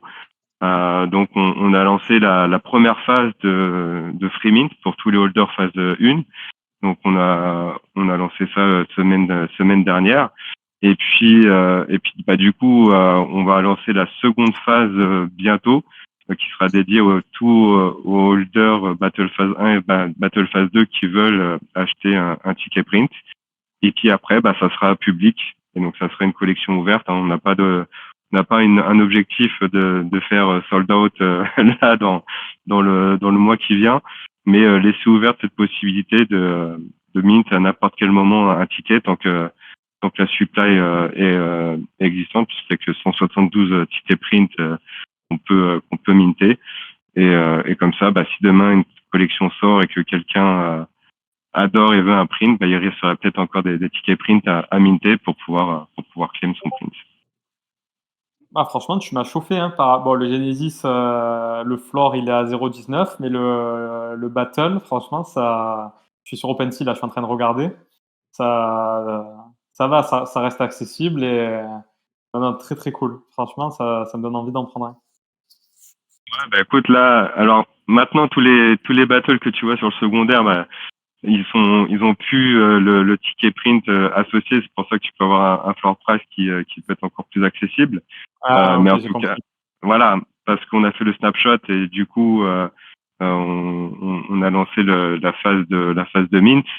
Mais après, rien ne t'empêche demain de pouvoir lors de la phase publique mint un ticket print si tu souhaites avoir un print de Clément. Et en plus, vu que c'est une collection à part entière, l'avantage c'est qu'on a pu rajouter des utilités, à savoir des différents raretés de tickets. Et dans les tickets print, tu as un gold qui te permet de claim un print de 1 mètre par 1 mètre. Bon, sauf que devine qui c'est qui a gagné le gold. C'est qui? C'est l'artiste. Mais non. Ouais, parce que forcément, il a gardé certains de ses battles et donc qui étaient éligibles au print, au ticket print. Et donc du coup, quand il a minté ce ticket print, il a gagné le gold. Donc bien entendu, Clément et FR, il avait annoncé bien avant que s'il gagnait un ticket gold ou même des tickets silver, il les referait gagner d'une manière ou d'une autre. Donc du coup, 3 types de tickets, le gold pour claim un prix de 1 mètre sur 1 mètre. Tu as 15 silver qui te permet soit d'avoir un print de 60 par 60 ou alors de le claim sur un support métallique. Et puis le reste de la supply, donc un print de 40 par 40. Non, franchement, c'est un très beau projet, tu vois, tu m'as hypé dessus. Le seul truc, je me dis que ça doit être un peu, je vais pas dire compliqué pour l'artiste et pour la commu. C'est parce que je fais le lien aussi avec notre projet. C'est que souvent, les premières collections, les Genesis, etc., elle marche assez fort et il y a du volume et tu as des floor price qui sont assez hauts. Et après, quand tu rajoutes de la supply, donc pas forcément dans la collection Genesis, mais dans d'autres collections, ben, souvent, c'est, tu vois, même si tu prends à l'ancienne les apes, les apes originaux et les mutants, ben, dès que tu rajoutes en fait de la supply, j'ai l'impression que, et dans tous les projets, hein, le floor price baisse un peu. Tu vois, j'ai l'impression que il y a un mécanisme de, quoi, c'est corrélé. Tu vois ce que je veux te dire? De toute façon, dans tous les cas, tu as toujours effectivement la première collection et tu découvres l'artiste, tu découvres ses œuvres et du coup, celles qui suivent derrière n'ont pas forcément le même succès. Et puis en plus, c'est très enfin pas aléatoire, mais ça varie vachement avec le marché de la crypto. Donc vu que c'est des NFT. Et puis pareil, effectivement, enfin il y a une histoire de supply. Plus ta supply est élevée, moins tu as entre guillemets de la rareté. Donc le prix n'est pas forcément n'est pas forcément le même. Bien que là sur la collection Battle, même si tu as une supply de 1000, c'est 1000 personnages différents, donc c'est des personnages uniques. Donc là encore, c'est atténué. Mais oui, je vois tout à fait ce que tu veux dire. Et puis même pour la communauté, le fait que ce soit des collections artistiques, clairement l'utilité c'est d'avoir une œuvre d'art. Donc il n'y a pas de promesse, on va dire derrière. Donc on est vraiment sur une niche dans les NFT, à savoir des NFT artistiques et t'achètes parce que tu aimes l'artiste, tu aimes ses œuvres.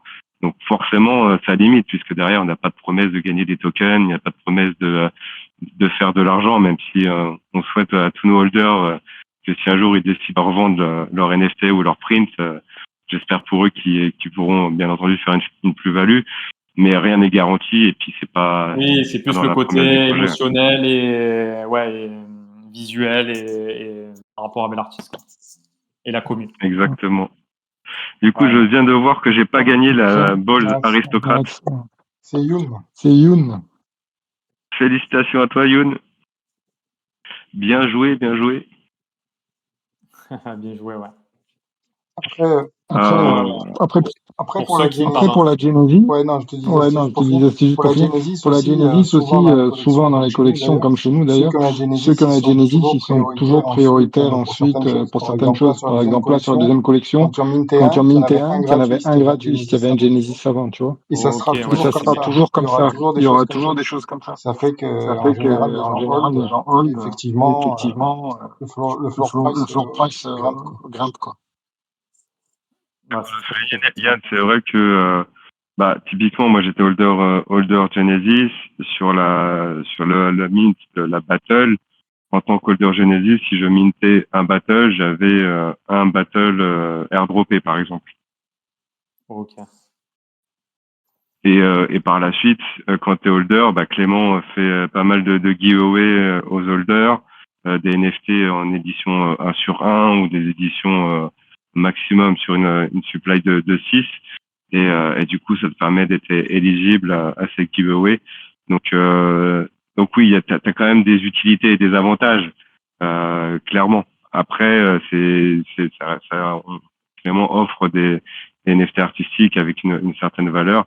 Donc oui, il y a quand même des utilités. Bah, c'est bien, tu vois, que ce soit dans le domaine artistique ou dans le gaming, les mécanismes, pardon, c'est. Voilà, il faut remercier les gens qui étaient là depuis le départ, quoi.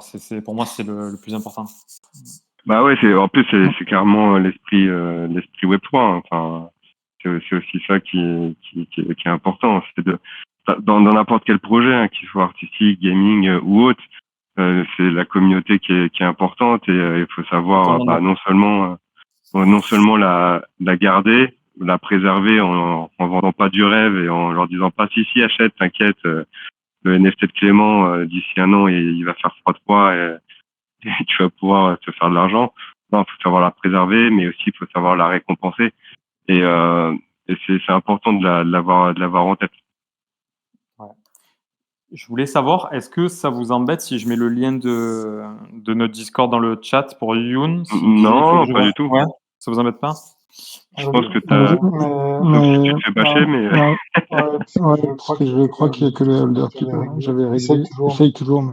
Je vais essayer de mettre le lien, mais à mon avis, peut-être ça marchera pas, c'est ça? Tac.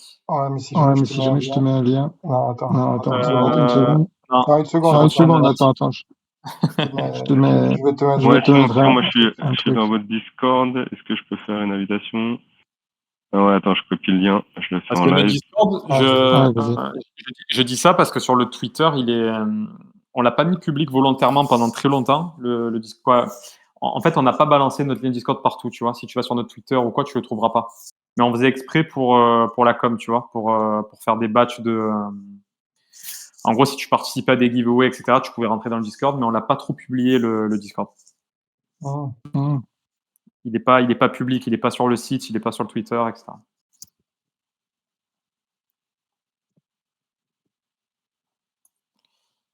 Très bien partagé. Ouais, merci beaucoup. Et si vous allez sur le Twitter, merci, il y a une petite vidéo en pinned tweet.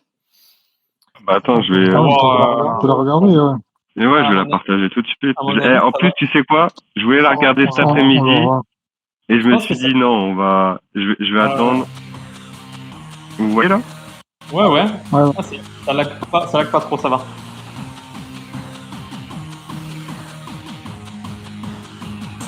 C'est à vitesse normale ou... Peut-être qu'on l'a un peu accéléré. Je sais pas si vous avez vu à un moment, il y avait le petit monstre, c'était un peu subtil, mais il y avait un NFT d'une collection partenaire. Ouais. Non, voilà, là on a fait une petite vidéo sympa, teasing. On s'est auto-filmé dans Unity, le moteur de rendu.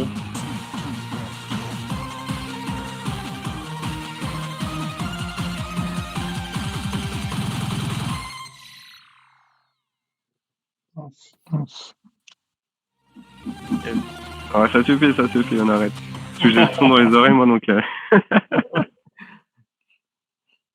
Non, voilà, au moins vous voyez que c'est un gameplay simple, efficace. Merci pour le petit commentaire. Ouais. Si ça donne envie de jouer, c'est très cool. Et j'espère que voilà, on va ouvrir à un peu plus de monde. Là, il y aura 100 personnes et après on va ouvrir petit à petit. Ah, bah écoute, très bien. Bon, moi, en tout cas, j'étais vraiment très content et merci aussi d'avoir présenté. Bon, il y a pas mal de holders qui connaissaient un petit peu, mais même pour moi, tu vois, qui ne suis pas trop dans les NFT artistiques, c'est toujours intéressant de comparer, de comparer un peu ce qui se fait dans l'art et dans le gaming, voir un peu les process. Tu peux reprendre des trucs dans plein de projets NFT si ça marche bien. Il faut s'inspirer. Donc, Ah, bah carrément, c'est toujours intéressant. Et puis après, l'objectif, c'est aussi de s'entraider. Donc, si on peut faire des liens, des passerelles entre nos communes, entre nos projets, ça peut être que bénéfique pour tout le monde. Et tout quand il y a un projet qui est fun, la team qui tient la route, et qu'on n'envoie pas la commu au casse-pipe, bah autant être solidaire et de s'entraider, quoi. Ouais, bah écoute, franchement, je suis quand je dis je parle pour nous, tu vois, dans Bolzin. Franchement, on a été assez surpris de cet état d'esprit, tu vois. On n'en a pas fait 10 000 non plus, mais là, c'est la deuxième AMA. Il y avait la première, chez Proof of French. Mais franchement, à chaque fois, ouais, il y a des gens super sympas, super ouverts et tout. Ça se voit qu'il y a ce côté d'entraide et ça fait super plaisir. Ouais, j'espère qu'on pourra vous rendre l'appareil si un jour, voilà, vous avez je sais pas, vous voulez communiquer sur un truc ou quoi, on le postera dans le Discord ou sur notre Twitter avec grand plaisir. Ça serait cool. Et puis, de toute façon, on échangera si on peut faire même des passerelles dans votre jeu. Enfin, en tous les cas, on reste en contact et on pourra faire des choses ensemble avec plaisir. Du coup, je sais pas s'il y a des personnes qui ont des questions, si des personnes qui veulent monter sur scène pour intervenir avec grand plaisir, hein, c'est ouvert, hein, c'est pas exclusivement réservé aux représentants des projets. Donc n'hésitez pas, hein, s'il y en a qui veulent prendre la parole avec grand plaisir. Moi, je voulais juste te dire, c'est toujours le 25 avril, parce qu'à l'écran, on a l'AMA avec Cryptocademia. On est toujours sur le 25, du coup? Ouais, parce que alors c'est ça. En fait, là-bas avec Cryptocademia était prévu pour le 11 avril, Ah, sauf d'accord. Ah, que d'accord. ouais, sauf que Ah, Nab c'est est à la Paris Blockchain Week. Donc je lui ai demandé tout à l'heure parce que il n'avait pas confirmé s'il y allait ou pas. Et au final, il a pu avoir une place, donc il y va. Et je lui ai dit, bah écoute, en termes de date, après le 18 avril, on est pris. Il y a le 25. Et il m'a dit go pour le 25 avril. Et j'en profite, je me permets. Pendant la Paris Blockchain Week, quoi, si tu veux, je suis dans une autre initiative, mais ça, c'est qui s'appelle. Je fais un peu ma promo, mais pour tous ceux Vas-y, qui je sont. t'en prie. Non, parce que c'est gratuit, donc c'est pour ça. Si je peux en faire profiter les auditeurs qui sont là, c'est avec plaisir aussi. En fait, bon, la Paris Blockchain Week, on sait tous que ça coûte un bras. Bon, nous, on nous avait offert des places l'année dernière, mais cette année, je pense pas qu'on. Bon, peu importe, les billets sont très chers. Du coup, on a décidé de faire un side event pendant la Paris Blockchain Week. Et donc, c'est pas sous Smoothie Labs ou Bolzin, mais ça s'appelle Web Free Society. C'est une initiative, on est 4-5. Et on fait un très gros side event officiel à la Paris Blockchain Week. Et je pourrais vous envoyer le lien, voilà, si vous voulez venir, c'est totalement gratuit. Et ça va être cool, quoi. Il y aura une table ronde, il y a des startups qui vont pitcher, etc. Donc, si vous voulez faire passer à des gens qui sont sur Paris pendant la Paris Blockchain Week, ça va plaisir. Et c'est gratuit. Avec plaisir, hein. Même si tu veux partager le lien ici, n'hésite pas. Enfin non, tu peux pas d'ailleurs, mais au pire, tu nous l'envoies et Enfin, je vais on essayer, partagera mais à mon avis, je vais me faire rect. Attends, ouais, Ah non, Attends, je vais te changer je je crois vais que te changer là. je crois que ça a marché. Ah oui, c'est bon. Mais Ah oui, Les c'est habits, t'es pas encore couché. Oui, c'est pour moi. C'est vu que j'habite la région parisienne. En général, quand j'arrive à avoir des places ou quand il y a des side events, j'essaie de me rendre disponible pour aller rencontrer les personnes. ben voilà, écoute, on est 4-5 à organiser cet event. Il y a des speakers sympas, il y a quelques sponsors, des médias crypto, etc. Donc ça va être cool. Il y aura à boire, ça sera gratuit. Donc, Bah écoute, hein, pourquoi pas, puis ça et sera voilà. l'occasion de se Et voir même IRL. si un jour vous voulez pitcher aussi votre projet, c'est le 9 avril. Ah, mais il y a Au les soir. Waldos qui sont présents. Il y a les Waldos, ouais. Ok. Avida sera là? Je sais pas, je crois que c'est Antoine. Attends, je vais pas te dire, je vais vérifier. Je vais pas te dire de bêtises. C'est c'est Antoine qui sera là, je pense. D'accord. Bizarrement, c'est le 9 avril. Le 9, ouais. Mardi 9.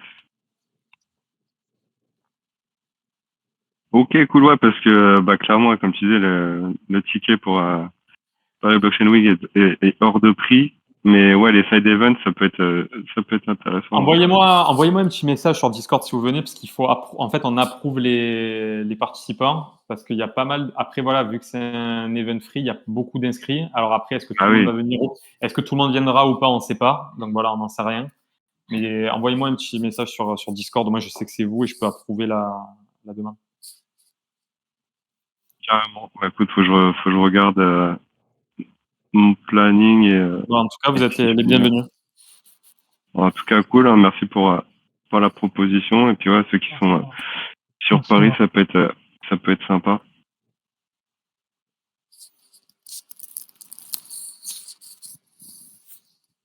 Ça marche. Ok. Bah écoutez, pour moi, c'est tout bon. Je crois que j'ai pas d'autres questions. Est-ce qu'il y a des personnes qui souhaitent interagir avant qu'on clôture cet amas ou qui veulent monter sur scène? On peut, On peut, pour pour rester rester sur les aristos, on peut juste parler du décalage du décalage pour la fin pour le Ah mint, oui, bien vu. pour la fin de mint, on va dire. pour la prolongation, Pour la prolongation, parce que ça a plus bougé depuis midi, de toute c'est la façon. proposition B C'est la proposition B qui l'emporte. Le mint est prolongé Donc le mint est prolongé jusqu'à dimanche 21h30. Ok. On Bah confirme. écoute, on confirme ça. Il faudra Ouais, pour ceux qui suivent plus ou moins loin. En fait, la première phase, c'est des free mint pour tous nos holders. Et on avait mis une deadline à aujourd'hui pour récupérer les free mint. Et si c'était pas récupéré, ça passait dans la phase 2 et ça se rajoutait à la supply qu'on mettait en vente. Sauf qu'on a checké, enfin Yann a fait a fait de l'exploration et on s'est rendu compte qu'il y avait encore beaucoup de holders qui n'avaient pas récupéré leur free mint. Donc l'idée, c'est pas de c'est pas de les flouer. Donc on a mis au vote si on restait sur la deadline et puis en gros tant pis, il fallait suivre. Si on prolongeait jusqu'à dimanche la phase de free mint ou si on prolongeait d'une semaine, et ce qui a été voté par la commu, c'est de prolonger jusqu'à dimanche, c'est ça. Ouais. Après, Ça marche. La deuxième chose, c'est notre nouveau réseau social, Farcaster. Pour ceux qui n'ont pas encore vu, n'hésitez pas à nous rejoindre là-bas aussi. Exactement. Un nouveau réseau différent de Twitter. Donc Yann a créé aujourd'hui le Wordcaster aristocrate. Donc n'hésitez pas pour ceux qui sont dessus à rejoindre le channel. Ça change, j'ai mis tout à l'heure dans l'annonce, mais je le redis là si jamais, qu'on a un Farcaster depuis déjà un moment, nous d'ailleurs, mais il est dans la section alpha, donc il faut prendre le rôle alpha avant d'y aller.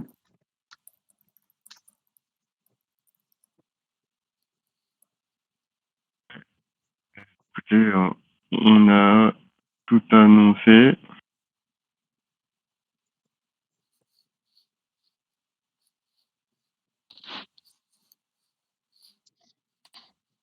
D'ailleurs, pour ceux qui rejoignent ce soir Farcaster, n'hésitez pas à mettre un commentaire à ma publication parce que vous aurez des dégènes en retour. Il m'en reste encore. J'ai fait, moi. Toi, tu en as eu, ouais. Je sais plus. Je termine. Je suis pas encore très familier parce que je reçois pas forcément les notifs quand tu poses des trucs, Yann. Non, mais je sais pas si un système c'est un peu le problème. C'est le seul truc qui déconne un peu, c'est que des fois, même quand tu postes, tu vois pas tes posts. Et des fois, quand tu réponds, tu sais pas si tu as vraiment répondu. Enfin, ça se voit pas. C'est la seule chose qui des fois déconne. Donc, je m'en suis rendu compte, c'est quand j'allais sur ton profil, je fais t'as posté tout ça, j'ai rien vu. Non, c'est sûr.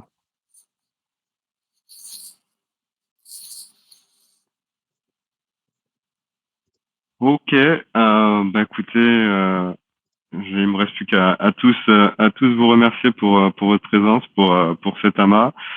Merci à Bolstein d'être venu ce soir. En tout cas, c'était une bonne soirée. On a pris le temps de bien diguer avec vous le projet et puis on a hâte de pouvoir jouer au jeu. Merci à vous les gars, vous avez aussi franchement un super projet, donc très content d'en savoir un peu plus aussi sur les aristos, et la commu est très très cool, donc et bravo aux gagnants aussi. Et merci à ceux qui étaient là. Ouais. Et ceux qui n'ont pas gagné, si vous suivez un peu le Twitter et le Discord, on fait. Alors c'est pas là, on va un peu se calmer parce qu'on a fait gagner pas mal de trucs, mais on va continuer de temps en temps à faire des GA, etc. N'hésitez pas à suivre parce que il y a certainement des GA qui vont sortir de votre côté, Bolstein, donc suivez, il y aura peut-être d'autres chances de pouvoir tester le jeu. Exactement. Merci beaucoup les gars. Merci tout le monde. Merci. Merci beaucoup. Merci, Lengo. Ciao. Ciao.